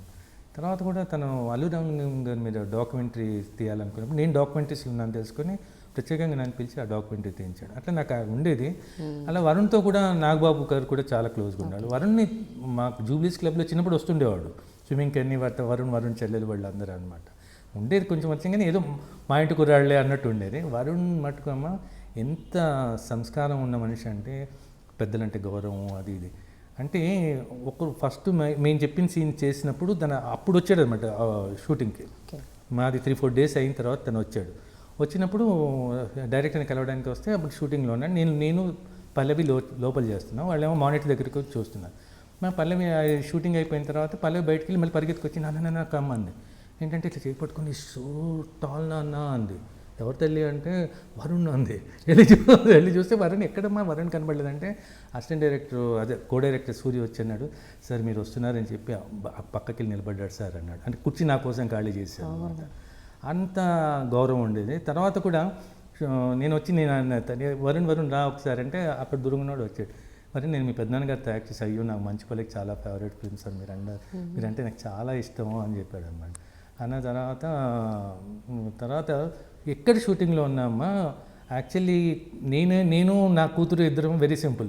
షూటింగ్ అంటే తను కోయంబత్తూరు నుంచి ఒకటే వచ్చేది తల్లి. నిజంగా అసలు నాకు ఆశ్చర్యంగా ఉండేది అనమాట. ఒకటే ఉండేది వెళ్ళిపోయేది. అసలు ఏ స్టార్ అయినా ముగ్గురు నలుగురు కన్నా మినిమం తీసుకుని రాకుండా ఉండరు. తను ఒకటే వాళ్ళ అమ్మాయి ఫస్ట్ టైం వాళ్ళ అమ్మతో వచ్చిందమ్మా. వాళ్ళ అమ్మని 3 రోజులు నుండి వెళ్ళిపోయింది. తన యూనిట్ అంతా క్లోజ్ అయిపోయారు కదా, ఎప్పుడు ఒకటి వచ్చి అంత సింపుల్గా ఉండే. అప్పటికీ తను ప్రేమం లాంటి పెద్ద హిట్ చేసినా కూడా అసలు ఏ భేషజం లేదనమాట. అట్లా వచ్చేది కోఆపరేటివ్గా ఉండేది. నేను నా కూతురు ఇద్దరికి అసిస్టెంట్స్ లేరు, ఎవరు లేరు. I know. అంతైనా షూటింగ్ టైంలో అదే చెప్తూ మర్చిపోయాను. అట్లా వరుణ్ ఏం చేశాడంటే తనకు ఒక అసిస్టెంట్స్ ఉండేవాళ్ళు, తను ఒక ఫ్యాన్ తెచ్చుకునేవాడు అమ్మ. తన ఫ్యాన్ మీకు కూడా హ్యూమిడిటీ ఇది ఉంటుంది కదా, ఫ్యాన్ తెచ్చుకునేవాడు. ఫ్యాన్ తెచ్చుకుని చిన్నది అటు పెట్టుకునేవాడు. నా షార్టే నేను వచ్చి కూర్చుంటే ఆ ఫ్యాన్ నా వైపు తిప్పేవాడు అనమాట, తను పర్సనల్గా. నేను వరుణ్ వదిలేసేవాడు, నీకు ప్రాబ్లం అది, నీకు కొంచెం అలవాటు కదా, నాకు అసలు ఫ్యాన్ ఇది అలవాటే, లేదు లేదు లేదు ఉంచండి అంత మర్యాద ఇచ్చేవాడు అనమాట. It's very nice. అయితే సాయి చంద్ గారు ఇప్పటివరకు ఫిదా గురించి మాట్లాడుకున్నాం, కానీ అసలు సాయి చంద్ అంటేనే జనరల్గా అందరికీ తెలిసిన విషయం, కవులు, రచయితలు, గొప్ప గొప్ప కళాకారుల కుటుంబం నుంచి పుట్టిన వ్యక్తి అని, అక్కడి నుంచి వచ్చిన వ్యక్తి. మీ తాతగారు త్రిపురనేని రామస్వామి గారు గొప్ప గొప్ప poet, is a great poet. నాకు చాలా ఇష్టం. నాన్నగారు గోపీచంద్ గారు. అసలు ఆయన నవలలు చదవని తెలుగువారు ఉన్నారంటే ఇంకా ఆశ్చర్యం లేదు అందులో. అంటే పవన్ కళ్యాణ్ కూడా ఒక ఇంటర్వ్యూలో అదే చెప్పాడమ్మా. అందరూ చెప్తారు, పవన్ కళ్యాణ్ కూడా, నేను చాలా ఫ్రస్ట్రేట్ అయిన ఒక టైంలో అసముద్రం జీవిత చదివి దాని నుంచి నేను బయటపడ్డాను అని చెప్తాడు అనమాట తను కూడా. And that was also noted as the best psychoanalysis novel కదండి తెలుగులో ఇప్పటివరకు, ద ఫస్ట్ ఎవర్ అని. తర్వాత చివరికి మిగిలేదు కూడా, నెక్స్ట్ చివరికి మిగిలేదు. బట్ మీరు చెప్పండి సార్, ఒక తాతగారు గొప్ప కవి, నాన్నగారు గొప్ప రచయిత, సో వాళ్ళిద్దరి నుంచి మీరు ఇంబైబ్ చేసుకున్న క్వాలిటీస్ ఏంటి? అంటే తాతగారు, నేను యాక్చువల్లీ బాహటంగా తాతగారమ్మ, ఇన్నర్గా నాన్నగారు. ఎందుకంటే నేను ఏ వర్క్ చేసినా అది సోషల్లీ రిలివెంట్గా చేసే పనులే చేయాలి అన్నది నాకు తాతగారి దగ్గర నుంచి వచ్చినటువంటి ఒక వారసత్వం అమ్మ. నాన్నగారి వారసత్వం ఏంటంటే అమ్మ, మానవతావాదం. ఇంట్లో ఎందుకంటే అది మనిషే కాదు, పశుపక్షాదులు కూడా, వాటిని కూడా మనం ఈ సృష్టిలో వచ్చినవి, వాటిని కూడా మనతో పాటు ఉంచుకోవాలి, వాటిని కూడా మనతో పాటు కన్సిడర్ చేయాలి అన్నటువంటి సాహిత్యం అయింది. ఎందుకంటే మాకున్న ఈ స్వగతాల్లో అర్రుకడిగిన ఎద్దు అని, ఎద్దుగు తన గురించి తను చెప్పుకుంటుందండి స్వగతం.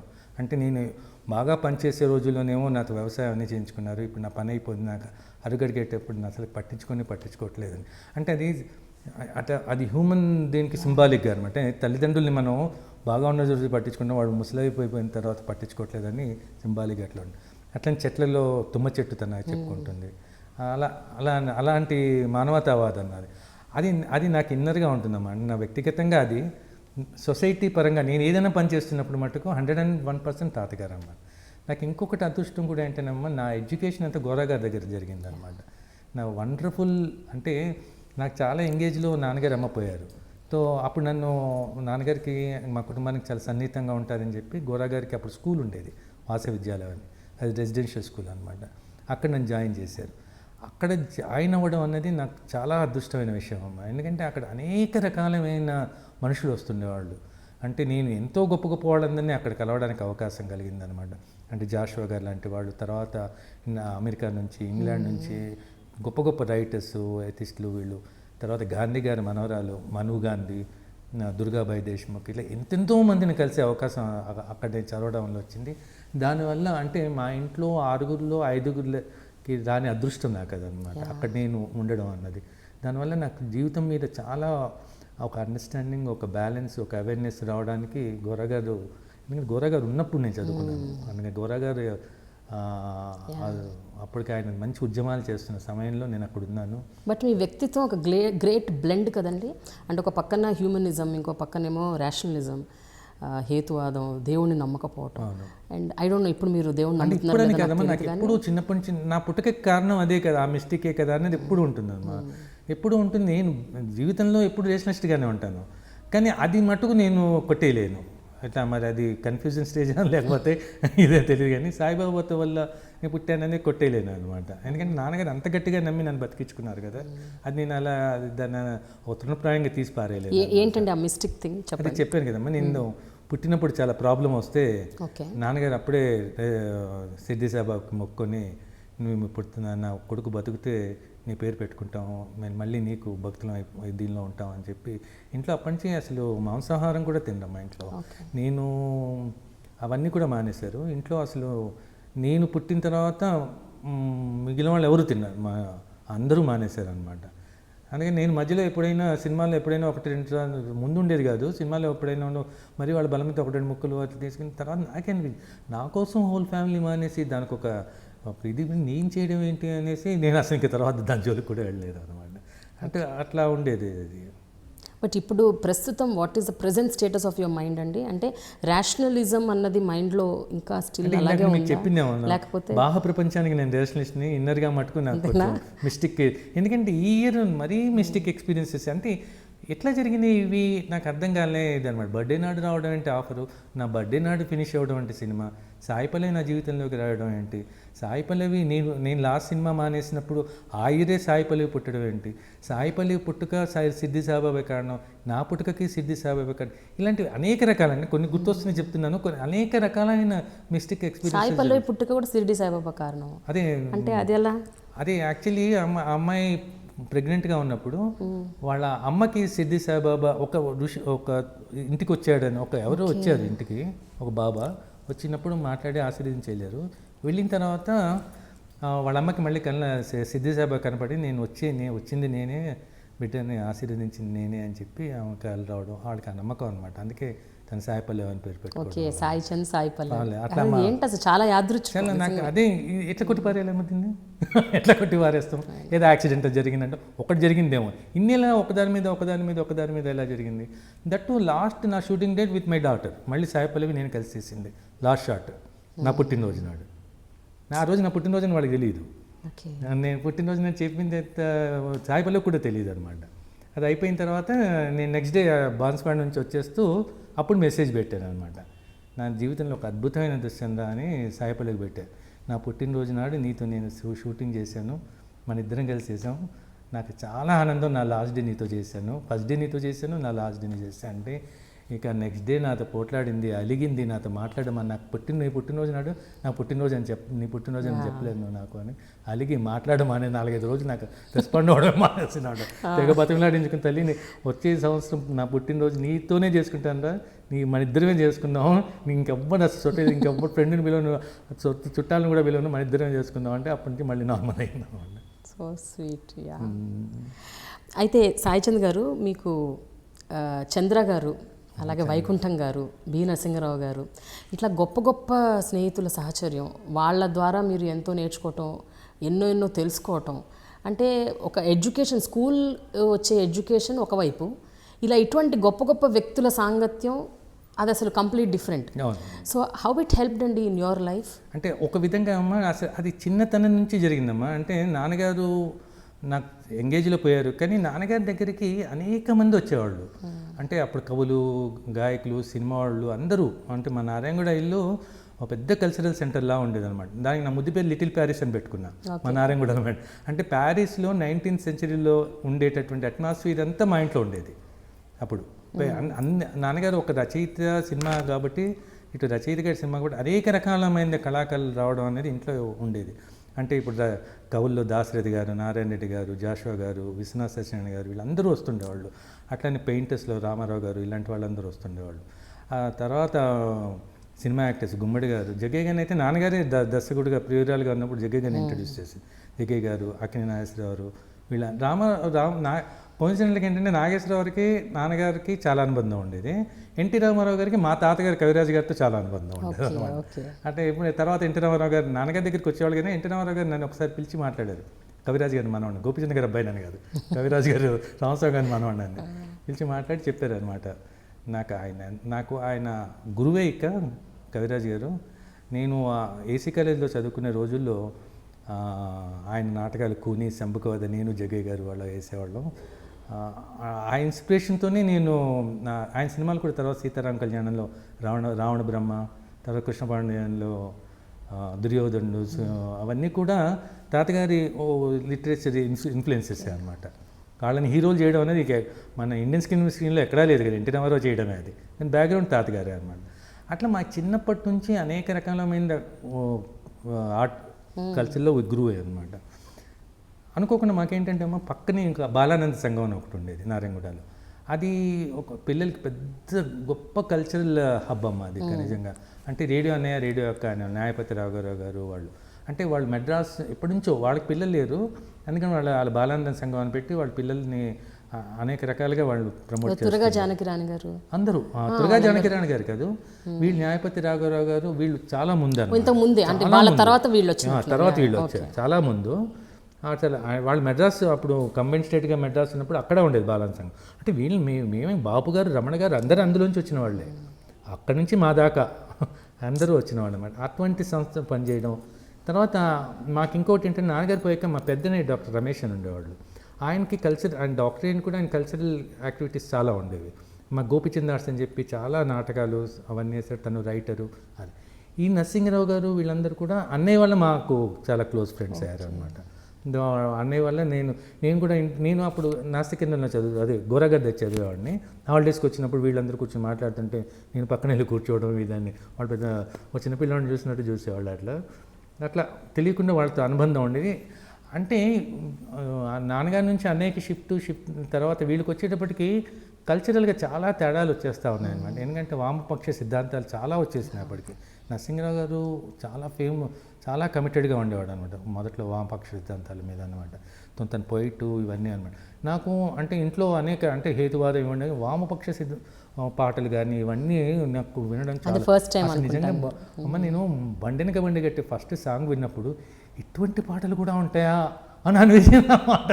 ఇలా కూడా ఉంటుందా సాహిత్యం, ఇలా కూడా అంత సాహిత్య కుటుంబంలో వచ్చి నేను స్టన్ అయిపోయాను అనమాట. బండెనక ఇట్లా ఉంటుందా అంటే మీరు ఎప్పుడు అప్పటి వరకు కూడా ఒక రెబెలియస్ పోయట్రీ వినుండరు. అంటే తాతగారు వినేవాడు. తాతగారు అంటే వీరగంధం తెచ్చినారము వీరుడెవ్వడు తెలుపుడు పూసిపోదము మెడన వైతము పూల దండలు భక్తితో తెలుగు బావుట కన్ను చెదరగా కొండ వీటన ఎగురునప్పుడు తెలుగు బిడ్డ లేవలేవ వీర సాయము సేయరావుగా అలాంటి ఉండేవి. నేను పాడుతుండేవాడిని చాలా. అదే అంటే నేను అనేది ఏంటంటేనండి ఒక వీరత్వం శూరత్వం అట్లా ఉండేది, అలాంటి పాటలు ఉండేవి. బట్ పోరుబాట ఉద్యమం ఇలాంటి కైండ్ ఆఫ్ సాహిత్యం మీరు అప్పటి వరకు వినుండరు. నిజంగా అంటే నాకు గిల్టీనెస్ ఏంటంటే అంత సాహిత్య కుటుంబంలోంచి ఈ కోణం అసలు చూడలేదేంటి అని చాలా గిల్టీనెస్ అనమాట.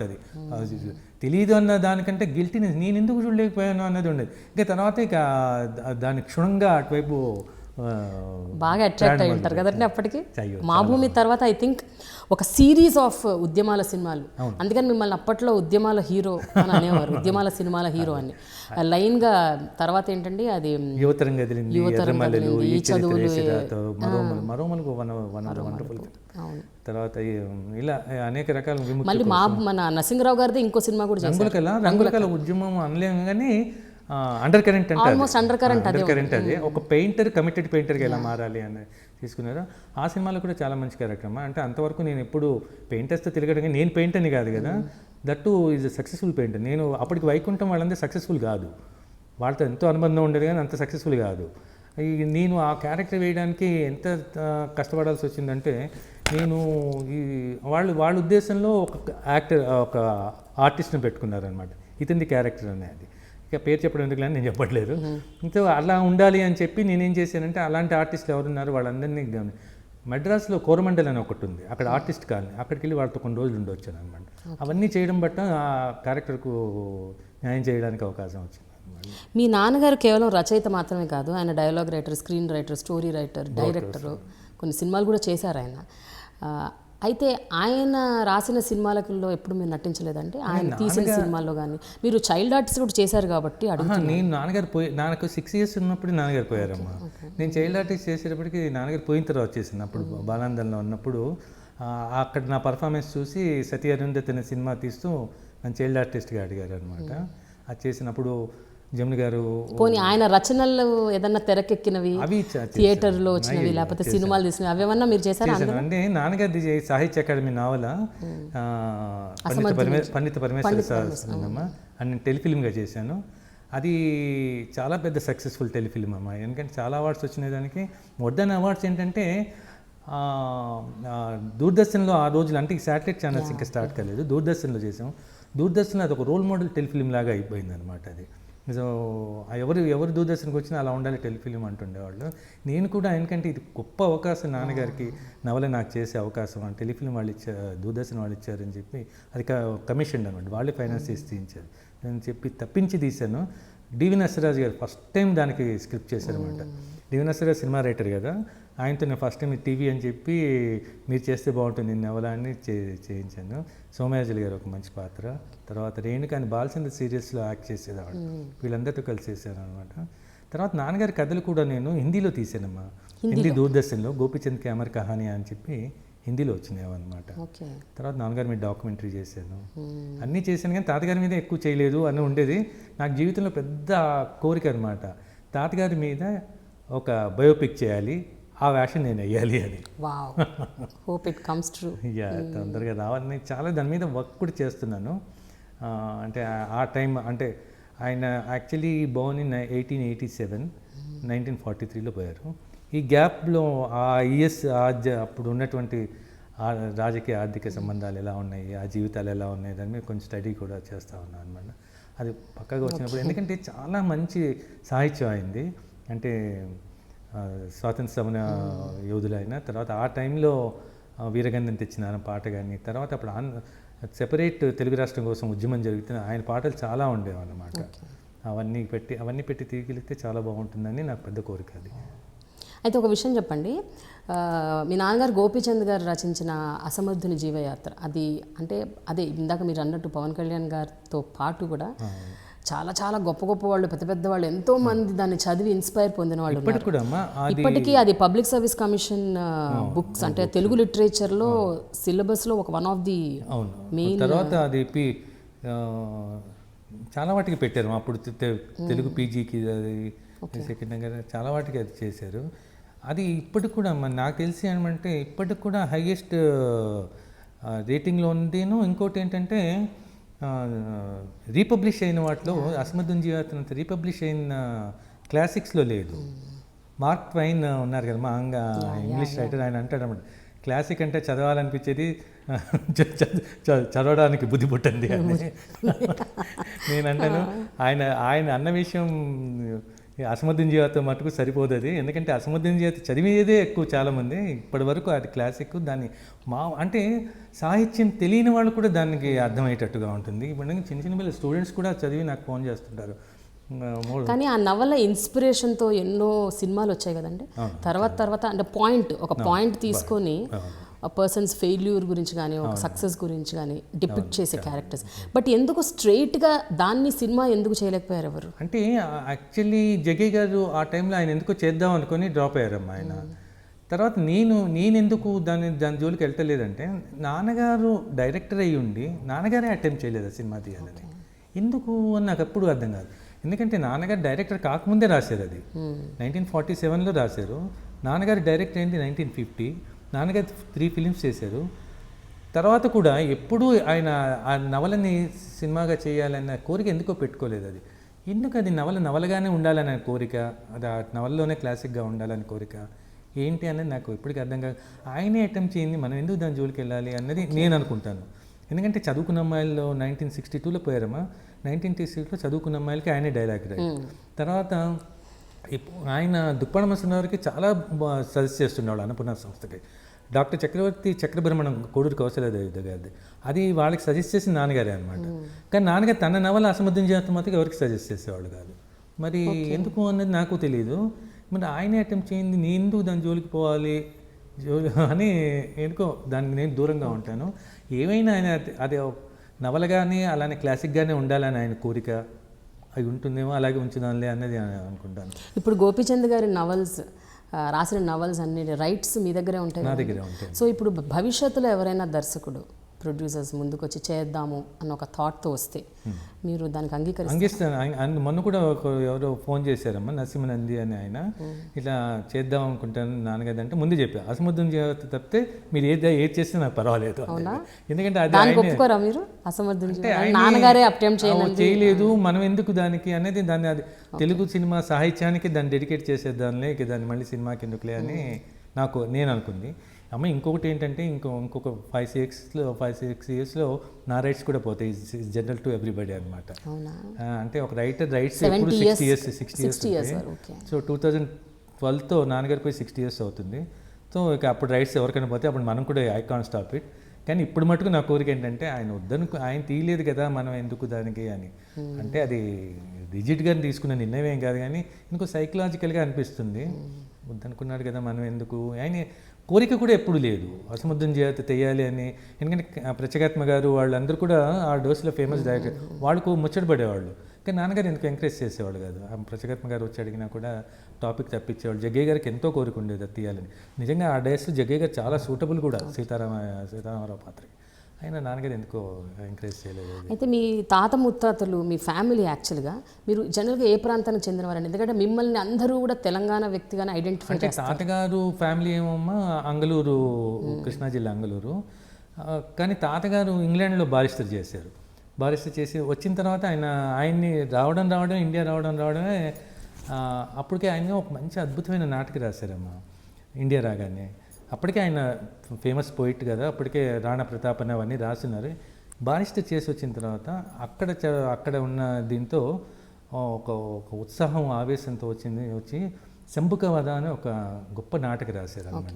అది ఆ రోజుల్లో సెన్సేషనల్ అనమాట. అంటే తెలుగు సినిమాలో, తెలుగు సాహిత్యంలో కల్చరల్ రివల్యూషన్ తీసుకొచ్చినటువంటి మొట్టమొదటి పీస్ అదని అంటారు. అంటే అప్పటి నుంచి ఒక వర్గం సాహితీవేత్తలు శంభుకకు ముందు శంభుక తర్వాత తెలుగు ఇది అని అనుకుంటూ ఉంటారు అనమాట. అదొక అద్భుతమైన రెవల్యూషన్ ఎంత పవర్ఫుల్ ప్లేయర్ అనమాట. ఎన్టీ రామారావు గారు ఏసీ కాలేజీలో వేశారని చెప్తున్నాను, ఎంత పవర్ఫుల్ ప్లేయర్. తర్వాత తాతగారు సూతపురాణము ఇవన్నీ ఆ టైంలో వాళ్ళు ఏం చేశారంటే, తెనాలి వాళ్ళు అప్పటికి తెనాలి నుంచి కొంతమంది మిత్రులు తాతగారిని ఎక్కడి నుంచి తెనాలికి రమ్మని, అక్కడ వచ్చి ప్రాక్టీస్ చేయండి అని చెప్పారు. తర్వాత అక్కడికి వచ్చిన తర్వాత తాతగారికి ఇది అంటే నేను గొప్పగా తాతగారి గురించి చెప్పాలని కానీ ఈజ్ ఎ కర్మయోగి అమ్మ. అంటే రాయడమే కాదు, ప్రాక్టికల్గా కూడా.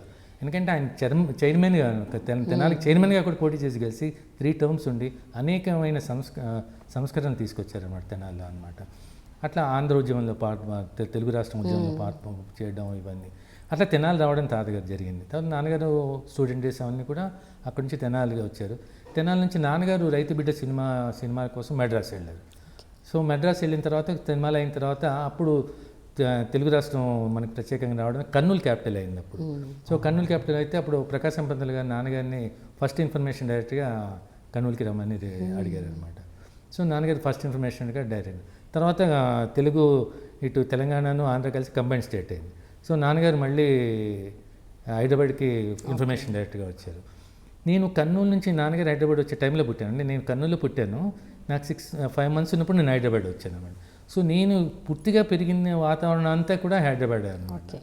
సో నేను మోర్ ఐడెంటిఫై విత్ హైదరాబాద్. నన్ను అందరూ అంటారు అనమాట, నన్ను హైదరాబాదీ అంటారు అందరూ.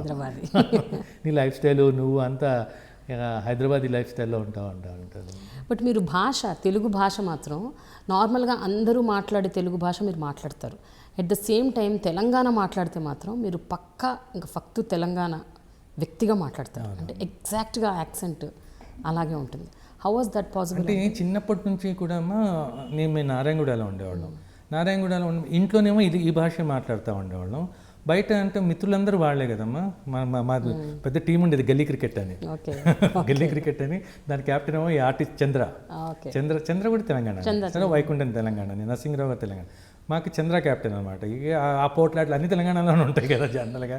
నీ గల్లా పట్టుకుంటాం మాట్లాడడం అంటే. ఇప్పుడు ఈ అమ్మాయి ఉంటుంది కదా సాయిపల్లి బాడకవన్, అది మాకు చాలా కామన్ వర్డ్ అనమాట అక్కడ. నేను ఈ సినిమాలో బాడకవన్ బట్టి నాకు ఒక ఎక్స్పీరియన్స్ ఉంది. మేము మా ఇంటి పక్కన రెడ్డి కాలేజ్ అని ఉంది, ఆడపిల్లల కాలేజ్ అనమాట. సో ఈవినింగ్ అనేటప్పటికి మా ఫ్రెండ్స్ మేమందరం కలిసి ఊరికి అట్లా వాక్కి వెళ్తాం కదా, ఆ టీనేజెస్ ఇది ఉంటుంది కదా. వెళ్తుంటే మాకు ఒక లీడర్ అనమాట, జ్ఞానేశ్వర్ అని ఒకడు ఉండేవాడు. వాడికి అప్పుడు జాబ్ వచ్చింది. సో వాడు గ్లామర్, వాడు ఇంతే ఉండేవాడు. కానీ మా మీద డామినేషన్, ఎందుకంటే వాడి జాబు మాకు డబ్బులు ఖర్చు పెట్టేది వాడే, టీ తాగించాలో ఇవన్నీ అని. సో వాడు వెనకాల మేము నడుస్తూ వాడు ముందు వెళ్ళి అమ్మాయిలు ఏడిపిస్తుండేవాడు అనమాట. మేము వెనకాల నిలబడుతుండేవాడు. ఒకసారి అట్లా వెళ్తున్నామమ్మా, వెళ్తుంటే 2 అమ్మాయిలు వెళ్తున్నారు. వాడు ఏదో అన్నాడు ఆ అమ్మాయి వెనక్కి తిరిగి చక్కగా పోరాదురా బాడుకో అంది. అదే డైలాగులు పెట్టారు. నేను మొన్న డబ్బింగ్ అయిన తర్వాత శేఖర్తో అన్నా, సార్ ఇది మా చిన్నప్పుడు నా ఎక్స్పీరియన్స్ అంటే చక్కపోరాదు, అయ్యో మాట వింటే ఆ మాట కూడా పెట్టేసేవాళ్ళం కదా, చక్కగా పోరాదురా బాడకం అన్నది చూడమని. ఈ అమ్మాయి డైరెక్ట్గా బాడక ఉంటుంది కదా, చక్కగా పోరాదురా బాడకో బలిసిందా అని అందనుకోండి, ఇంకో నెటివిటీ వచ్చేది అన్నమాట. ఓకే, అట్లా తెలంగాణ ప్రాంతంలో ఈ పదాలన్నీ చాలా చాలా కామన్గా వాడతారు. సాలి అనే వర్డ్ ఇవన్నీ వాడతాం. అంటే మా భూమి సినిమాలో కూడా చాలా ఉంటుందన్నమాట. అసలు నిజంగా మా అదృష్టవశాత్తు సెన్సార్ వాళ్ళు ఎక్కడ ఏం ఇబ్బంది పెట్టలేదు. చాలా ఉంటాయి అన్నమాట అలాంటి మాటలు. అంటే ఇంకొంచెం హార్ష్గా ఉంది. అంటే పల్లెటూరు పదాల్లో బూత్ కదమ్మా, అది కలిసిపోయింది జనజీవన స్రవంతిలో. అక్కడ ఇప్పుడు తెలంగాణ ప్రాంతంలో తండ్రిని కూడా ఏనాన్న నువ్వు అంటారు. ఆంధ్ర ప్రాంతంలో బాపు అనేది ఎక్కువ పాపు నాన్న నువ్వు అంటే నువ్వు అంటావు, సింగులర్గా అంటారు. అంటే ఆంధ్ర ప్రాంతంలో జనరల్గా మీరు అంటారు, నాన్నని కూడా నాన్నగారు మీరు అని మాట్లాడే ఒక అలవాటు ఉంది. ఇక్కడ చాలా పర్సనల్గా సింగులర్గా కూడా పిలుస్తుంటారు అమ్మని నాన్న. మేము తాతగారిని నాన్నగారు అనే పిలిచేవాళ్ళు ఆ జనరేషన్లోనే. మేము నాన్నగారే అంటాం. నా బిడ్డలు మటుకు నన్ను నాన్న అంటారు. అవును, కరెక్ట్. కానీ ఏదైనా మనం నాన్నగారు అనేటప్పటికీ ఏదో డిస్టెన్స్ చేస్తూ ఉంటుంది, నాన్న అనేటప్పటికీ ఇంకొంచెం క్లోజ్నెస్ వస్తుంది. ఆ డేస్లో ఏంటంటే కొంచెం డిస్టెన్స్ ఉండాలనుకునేవాళ్ళు, ఫాదర్కి తండ్రికి మధ్య కొంచెం డిస్టెన్స్ ఉండాలనుకునేవాళ్ళు. ఎందుకంటే ఎక్కువ మంది పిల్లలు ఉండడం, ఇవన్నీ కూడా కారణాలు అయి ఉంటాయేమో. ఇప్పుడు అలా ఇష్టపడలేదు అసలు. పిల్లలు నాన్న మీదే ఎక్కేస్తున్న రోజులు కదా ఇక్కడ. అయితే చంద్ర గారు, వైకుంఠం గారు, నరసింహరావు గారి సాంగత్యం ఏదైతే ఉందో మీకు, వాళ్ళతో పాటు సాన్నిహిత్యంగా చాలా ఏళ్ళు వాళ్ళతో సాన్నిహిత్యంగా ఉన్నారు, వాళ్ళతో పాటు కలిసి పనిచేశారు. మా భూమి సినిమా అయితే హిస్టారికల్ చెప్పక్కర్లేదు. బట్ ఎక్కడైనా ఏదైనా ఇన్ఫ్లుయెన్స్కి లోనయ్యారండి? అంటే ఆ నెక్సల్ మావోయిజంకి, లేకపోతే హేతువాదం కాదు, మన సిపిఐ సిపిఎం వామపక్షవాదానికి, అలాగే ఉద్యమాలు, తెలంగాణ ప్రత్యేక రాష్ట్రం కోసం చేసిన ఉద్యమాలకి, ఇలాంటి వాటికి కూడా మీరు ఎప్పుడైనా ఇన్ఫ్లుయెన్స్ అయ్యారా ఆ టైంలో? అంటే యాక్చువల్లీ అమ్మ నా చైల్డ్హుడ్లో నన్ను రమేష్ పెద్దనైన తర్వాత నేను చాలా క్లోజ్గా అసోసియేట్ అయింది చంద్రతో. చంద్ర అన్నయ్య అనే పిలుస్తాం అన్నమాట. చంద్రాన్ని కూడా మా ఇంట్లో కూడా అందరం అన్నయ్య అని పిలుస్తాం. Chandra from Telangana. Chandra is very strong Virasam member. తను అంతా ఉండి తను ఉండేవాడు. తను అప్పుడప్పుడు అరెస్ట్ చేస్తుండేవాళ్ళు. అరెస్ట్ చేస్తున్నప్పుడు నేను వెళ్ళి ఏదైనా మా వదిన అంటే చంద్ర వాళ్ళ వైఫ్ ఏదైనా ఫుడ్ కానీ అలాంటిది నేనే తీసుకెళ్ళి ఇస్తుండేవాడిని జైల్లో ఉన్నప్పుడు, అవన్నీ అనమాట. అట్లా నాకు చెరబండరాజు గారు, వరవరరావు అందరూ చిన్నప్పటి నుంచి తెలుసు. వీళ్ళనే కాకుండా అన్నయ్య దగ్గరికి అంటే గోపిచంద్ గారి ఫ్యామిలీ అనేటప్పటికీ అందరూ వస్తుండేవాళ్ళం. అది నారాయణ కూడా తెలియకుండా హైదరాబాద్లో అది ఒక కల్చరల్ హబ్లా ఉండేది అనమాట. అంటే పక్కన ఎదురుగా దాసరెడ్డి గారు ఉండేవాళ్ళు, అవతల పక్కన నారాయణ రెడ్డి గారు ఉండేవాళ్ళు, ఆంధ్ర బాలాన సంఘం ఉండేది, బర్కత్పురాలో దివాకర్ వెంకటవధాని గారు ఉండేవాళ్ళు. అందరూ ఆ ప్రాంతాల్లోనే ఉండేవాళ్ళు అనమాట. దానివల్ల ఏమైందంటే మాకు తెలియకుండా అందరూ కల్చరల్కి సంబంధించిన ఎవరైనా సరే మా ఇంటికి, మా లిటిల్ ప్యారిస్కి రావాల్సిందే అనమాట. అట్లా వచ్చేవాళ్ళు. చరమణరాజు గారు నాకు చాలా ఇష్టమైన వ్యక్తి. ఆయన పాట ఎంతో కొండలు కరిగించినం మా నెత్తుటి కంకరుతో ప్రాజెక్టులు కట్టినం దొరయి, అదో పాట ఉంది కదా, అది ఎంతో చాలా ఇష్టం ఉండేదన్నమాట. నన్ను ఒకసారి ఒక సినిమాకి ఎవరో అడిగారు, కొంచెం మీకు చాలా క్లోజ్ కదా చరమణరాజు గారు, కొంచెం అడిగి ఆ పాట మాకు ఇప్పిస్తారా అని. వాళ్ళు అడిగితే ఆయన రిజెక్ట్ చేసేవారు. నేను అడిగాను చరమణరాజు, వాళ్ళు అడగమన్నారు అని అడుగుతున్నానంటే, నువ్వు ఇమ్మంటే ఇస్తానన్నాడు.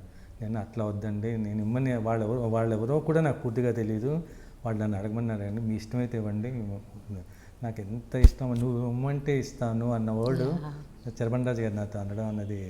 నాకు చరమణరాజు గారికి ఒక కూతురు ఉందమ్మా. ఆ కూతురు క్యాన్సర్తో చనిపోయింది. తనకు ఒక పాప ఉంది. నేను ఇప్పుడు అనేవాడిని అనమాట, ఆ పాప నాకు ఇచ్చి నేను పెంచుకుంటాను అని.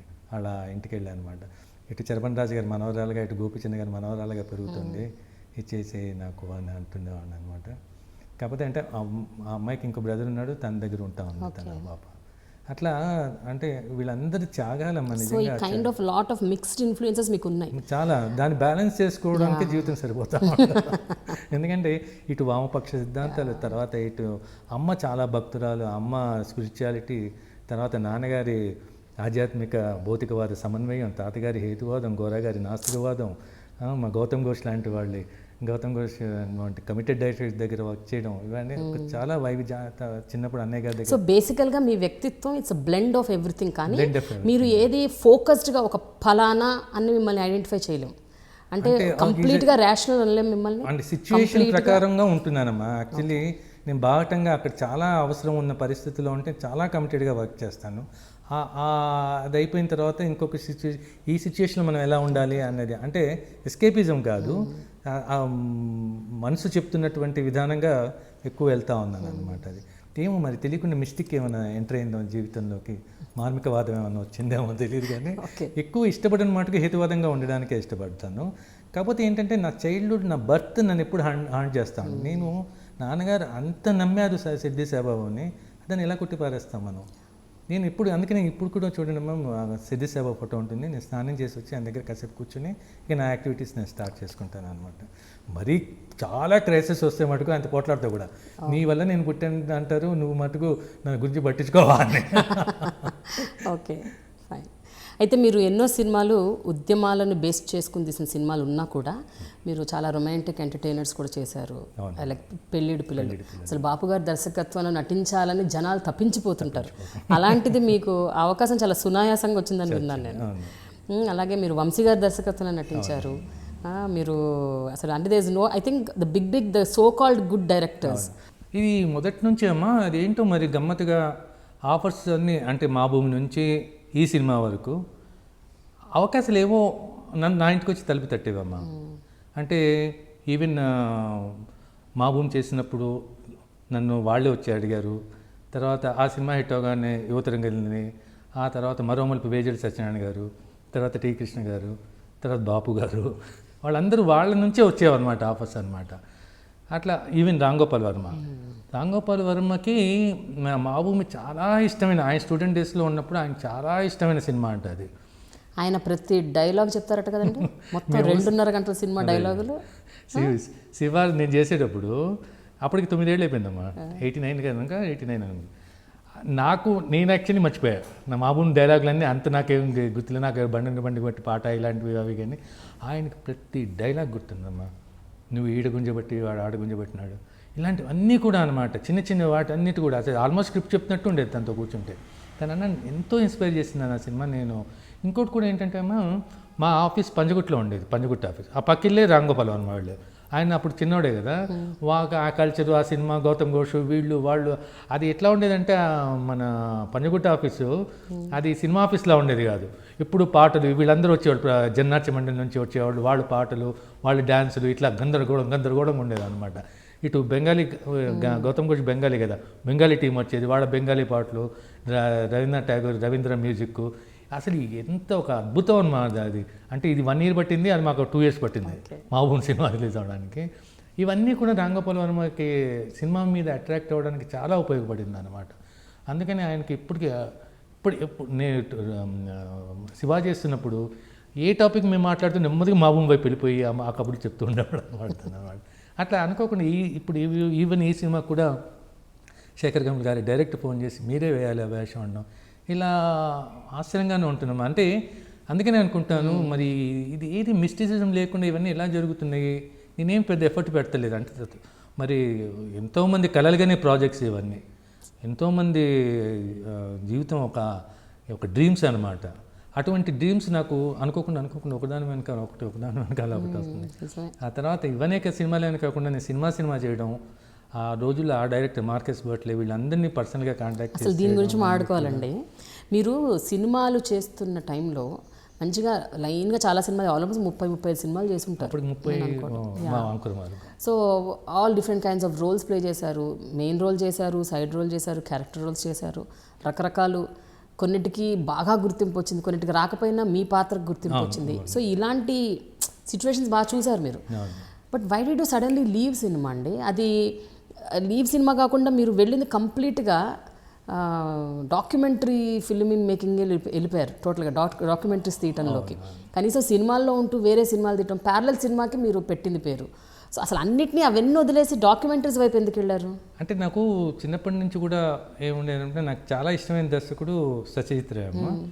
ఆ టైంలో సుఖదేవ్ అనే ఒక డాక్యుమెంటరీ ఫిల్మ్ మేకర్ ఉండేవారు. సత్యజిత్ రే ఫీచర్ ఫిల్మ్స్కి ఎంత ఫేమస్, సుఖదేవ్ డాక్యుమెంటరీస్కి అంత ఫేమస్ అనమాట. నాకు ఆ డాక్యుమెంటరీస్ చూస్తున్నప్పుడు, అంటే సినిమా ఏమో మనం ఒక పాయింట్ని ఇండైరెక్ట్గా చెప్తాం, డాక్యుమెంటరీలో పాయింట్ని డైరెక్ట్గా చెప్తాం. అందుకని నాకు సుఖదేవ్ డాక్యుమెంటరీలు చూసినప్పుడు చాలా ఇన్స్పైర్ అవుతుండేవాడిని. సత్యదేవ్ సినిమాలు అంటే ఎంత ఇష్టం ఉండేదో, సుఖదేవ్ డాక్యుమెంటరీస్ అంటే ఇప్పుడైనా డాక్యుమెంటరీస్ చేస్తే బాగుండు అన్నది ఉండేదన్నమాట. ఆ తర్వాత మళ్ళీ గౌతమ్ ఘోష్ దగ్గర పేరు చేసినప్పుడు, గౌతమ్ ఘోష్ బోత్ ఇటు ఫీచర్ ఫిల్మ్ మేకర్, అటు డాక్యుమెంటరీ ఫిల్మ్ మేకర్. తను హంగ్రీ ఆటమ్ అని డాక్యుమెంటరీ తీశాడు, ఫెంటాస్టిక్ అది. అండ్ సినిమాకి ముందు చేసినటువంటి ఇట్లా నాకు రెండు మిక్స్ అవుతూ ఉండేవి అనమాట. ఇటు కలిసి సినిమా సైడ్ ఇది ఎప్పుడు డాక్యుమెంటరీ ఫిలిం ఫెస్టివల్స్కి వెళ్ళినప్పుడు ఫిలిం క్లబ్స్ ఉండేవి. మాకు ఫిలిం క్లబ్స్లో ఉన్నప్పుడు డాక్యుమెంటరీస్ చూడడమే, ఇది చేయాలి కదా మనం చేయాలి కదా అని అంటూ ఉండేదాం. ముఖ్యంగా వైవిధ్యం, జీవితంలో వైవిధ్యం కూడా ఉండాలి అన్నది ఒకటి ఉంది. అది నాన్నగారి సాహిత్యంలో పూర్తి వైవిధ్యం ఉన్నట్టే జీవితంలో కూడా నా జీవితంలో వైవిధ్యంగా ఉండాలనే చిన్నప్పటి నుంచి ఉంది. ఒకదానికే స్టిక్ అవ్వడం ఎందుకని. 90స్లో ఏమైందంటే అమ్మ దూరదర్శన్ ప్రోగ్రామ్స్ స్టార్ట్ చేసింది, అంటే కమర్షియల్ ప్రోగ్రామ్స్. అంతవరకు దూరదర్శన్ వేరు. 89 ఆ టైంలో 89, 90 అప్పుడు ఏమవుతుంది, అప్పుడు హిందీలో చాలా మంది షిఫ్ట్ అయిపోయారు. ఇప్పుడు షోలే తీసినటువంటి రమేష్ సిప్పి దూరదర్శన్కి వచ్చి బునియాద్ సీరీస్ చేశాడు. అట్లా పెద్ద పెద్ద వాళ్ళందరూ షిఫ్ట్ అయిపోయారు. కుందన్ షా ఫేమస్ ఏ జో హై జిందగీ తీసినాడు, ఆయన షిఫ్ట్ అయిపోయాడు. ఇట్లా ఎంతోమంది షిఫ్ట్ అయ్యి అద్భుతమైన వచ్చేవి. తర్వాత అప్పుడు మాల్గుడి డేస్ అని ఆర్కే నారాయణ స్టోరీస్ దూరదర్శన్లో వెరీ పాపులర్, అంటే శంకర్ నాగ్ చేసేది. అది చూసినప్పుడు నాకు ఐడియా వచ్చింది, అవును ఇలాంటివి నాన్నగారి కథలు, నాన్నగారి ఇవన్నీ మనం దూరదర్శన్కి ఎందుకు చేయకూడదు అని. సో ఫస్ట్ ఏం చేసామంటే రెండు చేద్దాంలే, ఇటు యాక్టింగ్ చేద్దాం అవి కూడా చేయొచ్చు అనుకున్నాం. చేసినప్పుడు నాన్నగారి నవల వాళ్ళకి కాంటాక్ట్ చేస్తే వాళ్ళు అన్నారు సాహిత్య అకాడమీ నవలేదని, అయితే ఈజీగా ఉంటుందని మాకు శాంక్షన్ చేయడం. అంటే అప్పుడు పరమేశ్వర శాస్త్రి విన్నాము, వాడు సజెస్ట్ చేస్తే వాడు చాలా బాగుంటుందండి చేద్దాం అన్నారు. సో ఇక అది చేద్దాం అనుకునే టైంకే అప్పుడు Telugu cinema talkie diamond jubilee వచ్చి మీరు ఈ డాక్యుమెంటరీ ఇట్లా సినిమా మీకు మీ బ్యాక్గ్రౌండ్ అంతా సినిమా కదా, ఇది ఎందుకు ఆలోచించకూడదు అన్నారు అన్నమాట. అంటే అప్పటికేంటంటే అంతకుముందే మన సిమ్మి గారు వాళ్ళు రాజ్ కపూర్ మీద చాలా మంచి డాక్యుమెంటరీ, చాలా అది చూసినప్పుడు అనుకున్నా ఇలాంటివి మనం ఎందుకు చేయకూడదు, అంటే ఒకళ్ళ మీదనే కాదు ఒక సిరీస్ లాగా చేస్తే ఆ ప్రిజర్వ్ చేసి పెట్టినట్టుండేది కదా అని. అట్లనే క్రికెట్లో గవాస్కర్ ప్రెజెన్స్ అని క్రికెట్ సిరీస్ వచ్చేవాళ్ళు. ఈ రెండు మిక్స్ మనం ఎందుకు చేయకూడదు అని చెప్పి వాళ్ళకి దూరదర్శన్ వాళ్ళకి సజెస్ట్ చేశారు. ఇట్లా ఉంటుంది ఏంటంటే వాళ్ళు అద్భుతం, మీరు వెంటనే టేకప్ చేయండి అంటే నేను మరి నవల ఇప్పుడు చేయాలి కదంటే దానికి కొంచెం టైం తీసుకోండి, ఇది ఇయర్ టెలికాస్ట్ కావాలి కదా అన్నారు. సో నేను వెంటనే అది మెటీరియలైజ్ చేశాను. అప్పుడు ఏమవుతుందంటే ఆ టైంలోనే ఏమంటే మళ్ళీ అంకురం చేయమని అడిగారు. అంటే ఎంత కష్టపడాల్సి వచ్చింది ఈ వర్క్ చేస్తూ మళ్ళీ అంకురం చేయాలా వద్దా అన్న అనుకుంటున్న టైంలో మా ఫ్రెండ్ అన్నాడు అదేంటి వాళ్ళు అదే వచ్చి తలుపు తట్టినప్పుడు అంత మంచి ఇది అంటే చేయొచ్చు కదా అన్నారు. ముందు ఎస్టేట్ చేసిన 4-5 సీన్స్ అంటారు నాకు ఉన్నాయి. ఆ 5 సీన్స్ క్యారెక్టర్ నిలబడుతుందా లేకపోతే వేషం లేక వీడి వేషం వేస్తున్నాడా ఎట్లా అన్నది డైలమా అయింది. తర్వాత దానికి మధు అంబత్ మంచి కెమెరామెన్ అమ్మ, చాలా అద్భుతమైన కెమెరామెన్. అతను అన్నాడు చాలా బాగుంటుంది సాయి చంద్ర, డెఫినెట్గా వేషము చాలా కీ రోల్ ఈ సినిమాలో అది, అతను భరోసా ఇచ్చాడు అనమాట. సో నేను అందులో ఓంపూరి ఉన్నాడు, ఓంపూరితో చేసే అవకాశం మనం పోగొట్టుకోవాలి, చాలా బాగుంటుంది కదా. అందుకంటే నేను ఎంత ప్యారలల్ సినిమా చేసినా ఆ నార్త్ సైడ్ నుంచి వచ్చినట్టు శబానా వీళ్ళతో ఆ బంచ్తో ఎప్పుడు చేయలేదన్నమాట.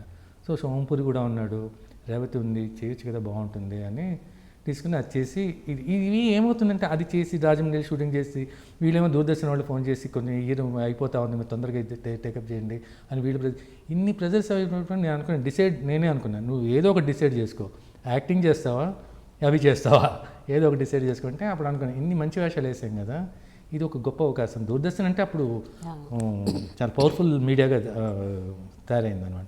ఇది నీ చేతుల్లో ఉంటుంది ప్రాజెక్ట్స్ అన్ని, ప్లస్ నాన్నగారు వర్క్స్ చేయొచ్చు, నీకు ఇష్టమైన ప్రాజెక్ట్స్ చేయొచ్చు, చేసావు యాక్టింగ్ చేసావు, మా ఊరి నుంచి అంకురం వర్క్ చేసావు, ఇవెందుకు నువ్వు చేయకూడదు అంటే ఇంకా నెమ్మదిగా ఇక అది యాక్టింగ్ మూమెంట్ ఇంకా షిఫ్ట్ అయిపోయారు అనమాట. ఎందుకంటే దాని తర్వాత పరమేశ్వర శాస్త్రి వినామా, దాని తర్వాత మళ్ళీ వాళ్ళు గోపిచంద్కి అమెరికా అని హిందీ చేయడం, ఇవన్నీ హిందీ నెట్వర్క్ చేయడం చేసేటప్పటికి ఇంకా వన్ బై వన్ నేను అప్పుడు అంకురం మానేసినప్పుడు ఒకటి అనుకున్నాం నాకు చెప్పినట్టు సెబాటికల్ బ్రేక్ అనుకుందాం, ఇవి చేసి మళ్ళీ వద్దాం సినిమాకి అని.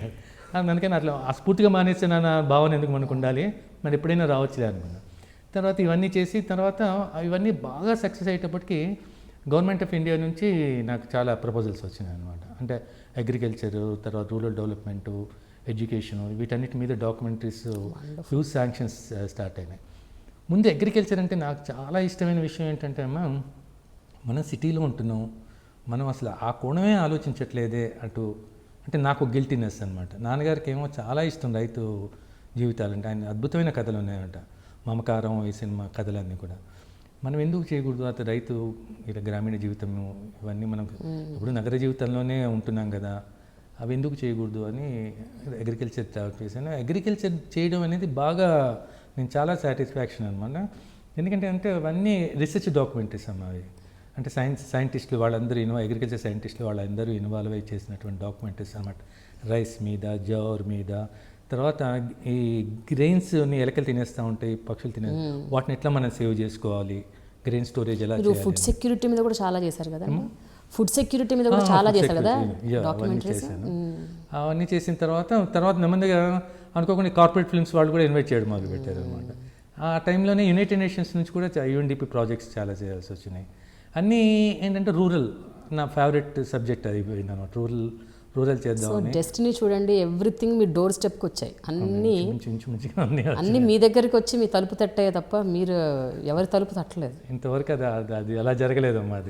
అది ఎందుకు మరి అలా. కానీ ఒక్క విషయం చెప్పండి, అది గర్వంగా అయితే చెప్పుకున్నా జరిగింది. బట్ ఆనెస్ట్ ఒక విషయం చెప్పండి, 1987-88 నుంచి కొంచెం మీకు సినిమాల్లో పాత్రలు కూడా అంటే మీరు అనుకున్న మంచి మంచి పాత్రలు రాకపోవటం, నిజంగా మంచి అంటే క్రూషియల్ రోల్స్. అది అంకురం వరకు వచ్చిన తర్వాత అంటే ఎప్పుడైనా సినిమా నటన అన్నది నా ప్రాణం అమ్మ, నా నైతిక బాధ్యత అనుకుంటాను అది అనమాట. ఎట్లయినా చేయాలి అది అని చెప్పి. అంటే టెంప్ట్ ఇది రాలేదు. ఇప్పుడు చాలామంది ఆఫర్ చేశారు. అప్పుడు ఏంటి అది చూసేవాడిని, పోనీ గ్యాప్ తీసుకొని చేద్దామంటే టెంప్ట్ మనం.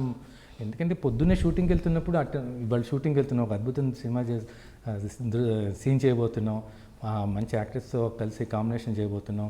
ఆ ఫీలింగ్ వచ్చినప్పుడు సినిమాకి వెళ్తున్నప్పుడు చాలా అద్భుతంగా. అది నేను మహబూబ్ నుంచి అంకురం వరకు ఎంజాయ్ చేశాను. మహబూబ్లో గౌతమ్ ఘోష్ డైరెక్షన్లోకి వెళ్తున్నాం, చేస్తున్నాం, ఎలా ఉంటుంది అని. అంకురంలో కూడా వెళ్తున్నప్పుడు ఓంపూరి వాళ్ళు అందరూ ఉన్నారు, వీళ్ళతో కలిపి చేద్దాం. వాళ్ళు షూటింగ్ వెళ్తున్నప్పుడు ఆ ఉత్సాహం ఉంటే చాలా బాగుంటుందమ్మా. అది మళ్ళీ నేను ఆఫ్టర్ లాంగ్ టైం ఇప్పుడు అనుభవించాను అనమాట. 1 year శేఖర్ సినిమా, సాయిపల్లి ఫ్యాంటాస్టిక్ యాక్టర్స్, వీళ్ళందరితో చేస్తున్నాం. మనం ఆ కాంపిటీషన్లో ఉంటాం, మన జాగ్రత్తలో మనం ఉంటాం, ఇవన్నీ చేసుకుని అలా మధ్యలో ఏది చేయడానికి చాలామంది చేశారు కానీ అట్లా అట్రాక్ట్ అంటే సర్వం మానేసి వచ్చి చేయాలని ఉండాలమ్మా యాక్టింగ్ అంటే. నేను అదే అనుకున్నా, ఈ సినిమా చేస్తున్నాను, మన తండ్రి పాత్ర వేస్తున్నాను ఒప్పుకున్న తర్వాత సర్వం వడ్డుతాం ఇక అంతే. ఇప్పుడు నాకు UNDP వాళ్ళు కానీ ఎంత పెద్ద ప్రాజెక్ట్స్ వచ్చినా దాన్ని పక్కన పెట్టేద్దాం, ఈ పాత్ర కోసం సర్వం ఒడ్డు చేయాలి ఇక. ఎందుకంటే పక్కన సాయిపల్లి కూడా నా కూతురు ఉంది, పెద్ద ఛాలెంజ్ ప్లస్ క్యారెక్టర్ కూడా. అంటే చెప్పడానికి ఏం లేదు కానీ చేయడానికి చాలా ఉంది ఆ పాత్రలో. అట్లా అదొక గమ్మత్తుగా జరిగింది. అయితే సినిమా డాక్యుమెంటరీ మీరు తీస్తున్నప్పుడు మీరు ఎంచుకున్న the directors and technicians highly అంటే లెజెండరీస్ టోటల్గా. అసలు మార్కస్ బర్క్లీ మీద చేయటం అన్నది అది ఎవరు ఇంతవరకు చేయలేదు. అంటే ఆలోచన కూడా రాదు అసలు ఆ వ్యక్తి దొరకడం కూడా గ్రేటే ముందు. అంటే నాన్నగారి సినిమాలు చేయడం, నాన్నగారి సినిమాలో ఉండడం, వీళ్ళందరూ నాన్నగారి కాంటెంపరీస్. తర్వాత ఎల్లి ప్రసాద్ గారి ఫస్ట్ సినిమా గృహప్రవేశానికి నాన్నగారి స్క్రిప్ట్ అనమాట. అట్లా ఆయనకి చాలా గ్రాటిట్యూడ్ నాన్నగారు అండి. అసలు సాయిచంద్ గారు వీళ్ళందరివి చేయటం ఒక ఎత్తు, అంటే వీళ్ళందరి ఇంటర్వ్యూస్ చేయటం, వాళ్ళ మీద ½ hour డాక్యుమెంటరీలు ఓకే. బట్ మీరు బాపు రమణ గారిని మాట్లాడిచ్చారు. అసలు అది ఇట్ ఈస్ ఐ థింక్ అది ప్రపంచంలో ఎవరికి సాధ్యం కాదు, అరుదైన కాదు, అసలు ఎవరికి సాధ్యం కాదు టోటల్గా.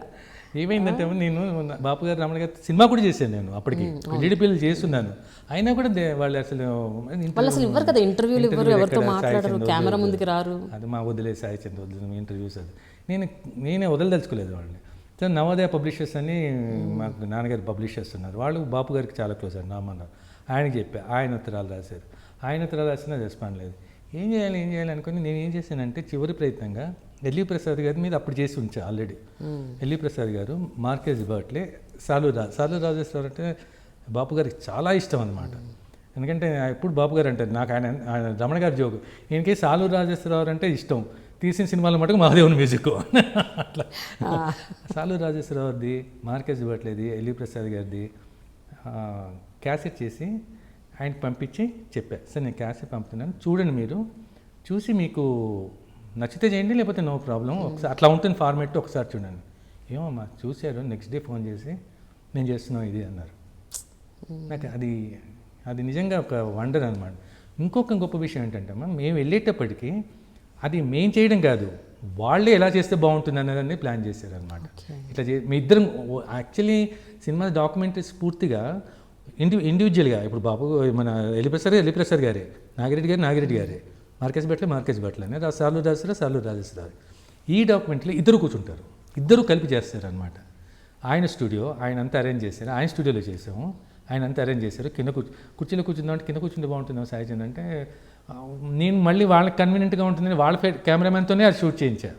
ఆర్కే రాజు అని ఉన్నారు, వాళ్ళకి రెగ్యులర్ తీసి ఆయన కెమెరాగా ఆయన నాకు కూడా బాగా క్లోజు, నా సినిమాలు కూడా చేసి సరే ఈ వీళ్ళు చేస్తున్నారు సార్ మీరు వచ్చి చేయండి అంటే ఆయన వచ్చారు. సో వాళ్ళకి ఒక అండర్స్టాండింగ్ లాగా ఉంది, స్క్రిప్ట్ లాగా వాళ్ళే చేశారమ్మా, చాలా అద్భుతంగా చేశారు.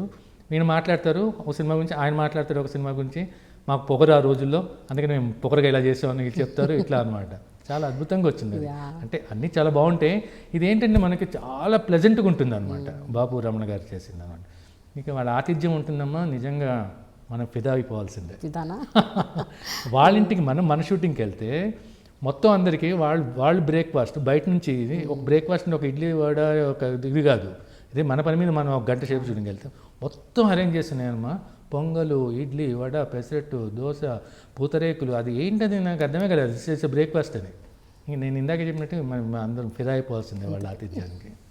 అప్పుడు మాట్లాడని బాపు గారు మాట్లాడడం అన్నది తెలుగు ప్రజలు ఎంత ఆనందించారమ్మా అది టెలికాస్ట్ అయినప్పుడు మాట. సో ఒక విషయం చెప్పండి, ఇప్పుడు మీకు ఫిదాతో ఫిదా సినిమా ద్వారా జనాలందరూ ఫిదా అయిపోయారు. ఫస్ట్ మిమ్మల్ని చూసి, మీ రోల్ని చూసి, మీ క్యారెక్టర్ని చూసి ఇంకా సూపర్ ఫిదా అయిపోయారు. ఇప్పుడేంటి భవిష్యత్తు? ఇప్పుడు 100% ఇంకా మీ తలుపు తట్టడానికి డైరెక్టర్లు, ప్రొడ్యూసర్లు మీ వెంట పడతారు, మీ క్యూలు కడతారు. సో మీ భవిష్యత్ కార్యాచరణ ఎలా ఉండబోతుంది? నేను మొదటి నుంచి కేర్ ఆఫ్ మంచి సినిమాగా ఉందామని అనుకుంటా ఉన్నాము.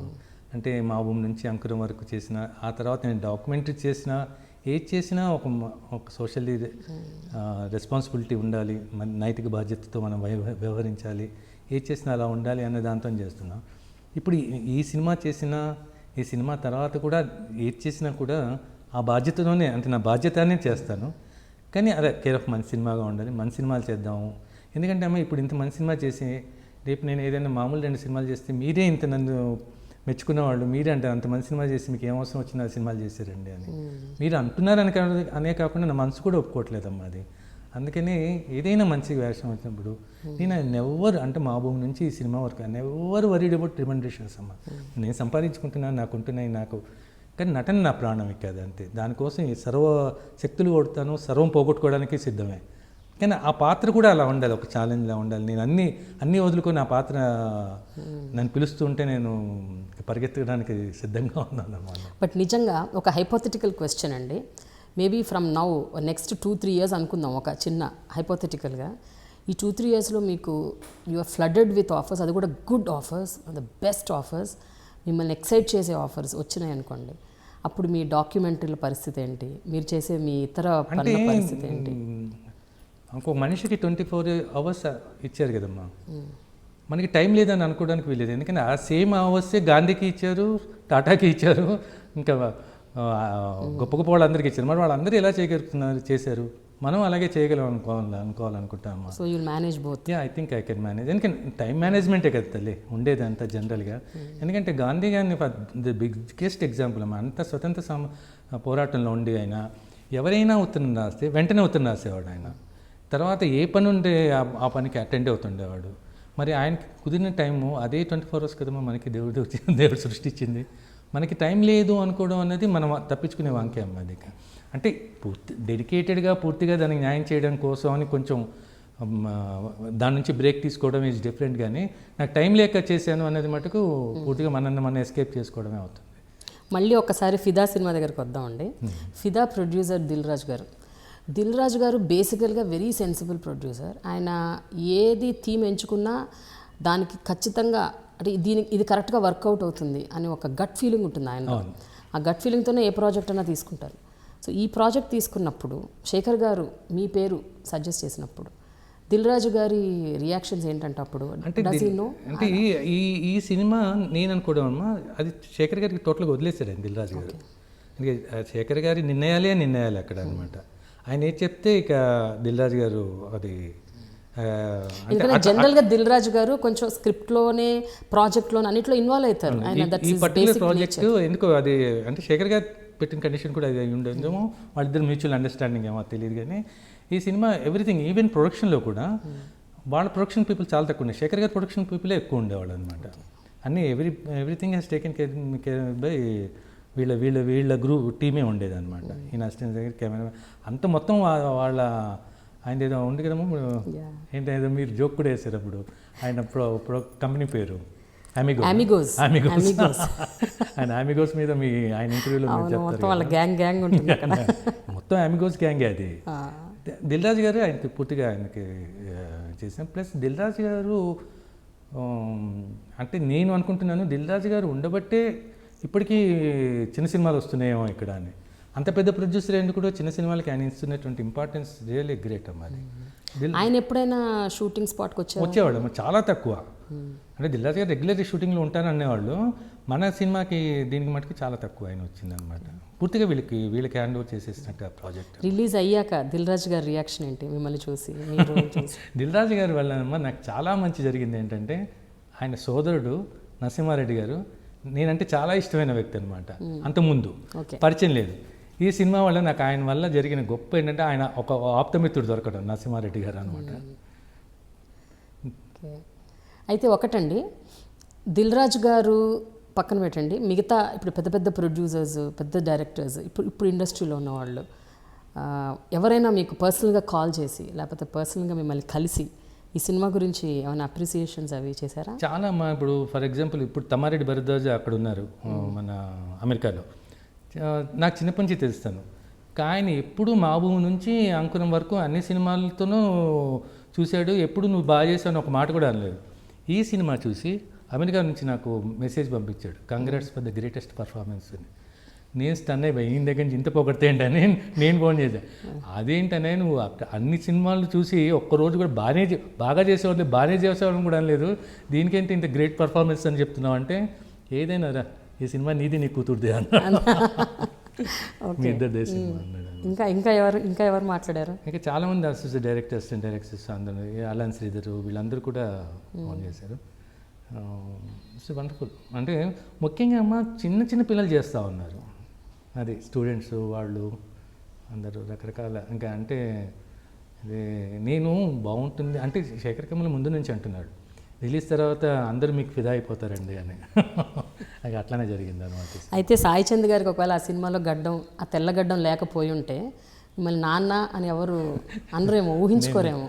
సాయి పల్లవి అదే అంటుంది, ఒకసారి గడ్డం అవి లేకుండా ఫస్ట్ వచ్చినప్పుడు అది చేస్తే అందనమాట, నాన్న you are not looking like నాన్న, you are looking like brother.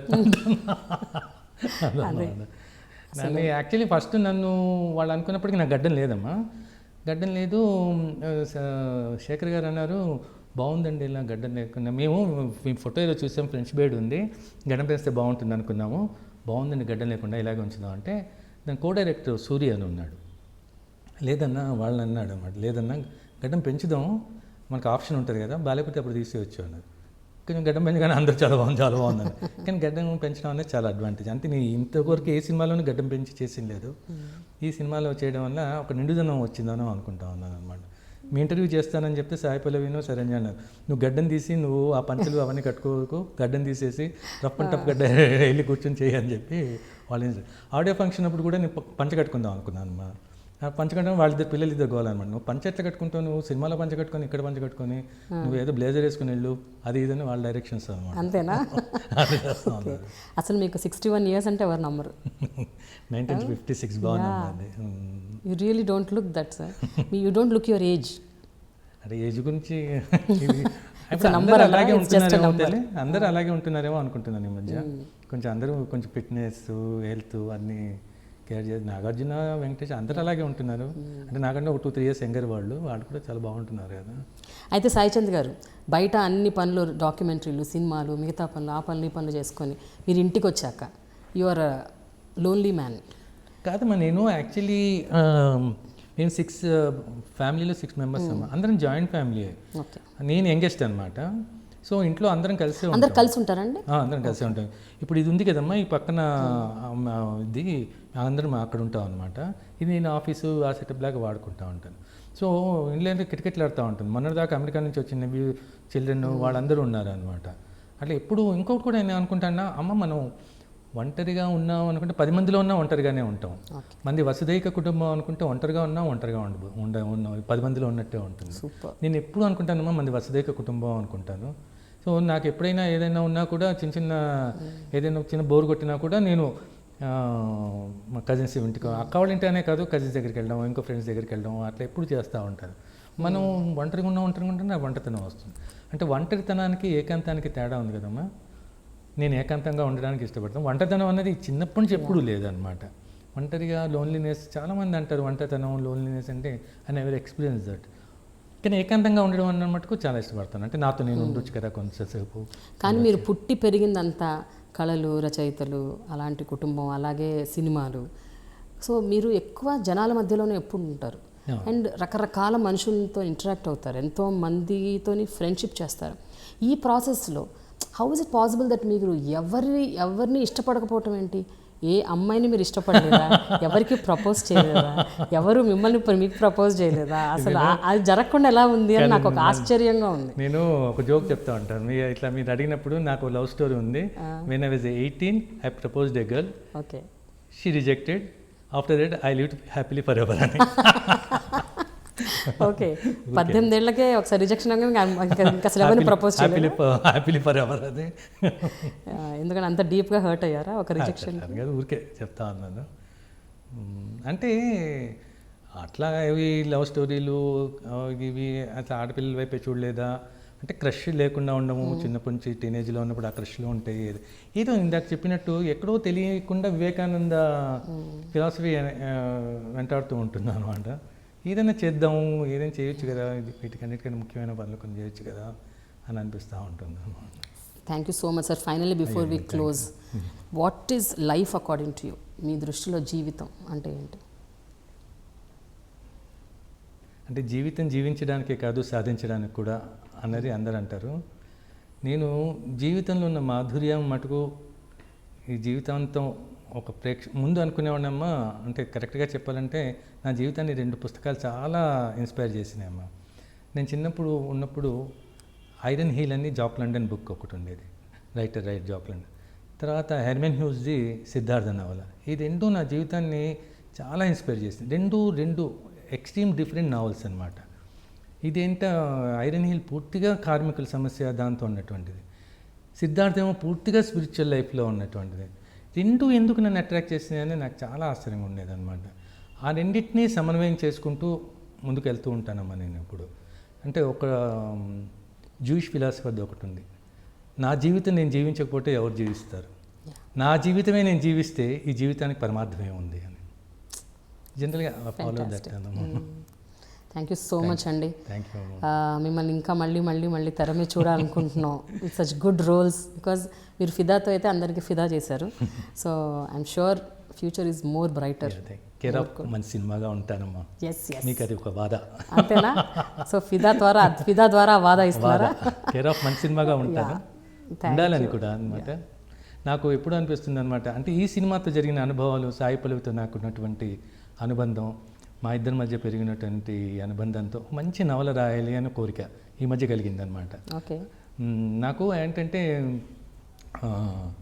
Mark టుల్లీ ఉన్నారు కమ్మా, బీబీసీ జర్నలిస్ట్.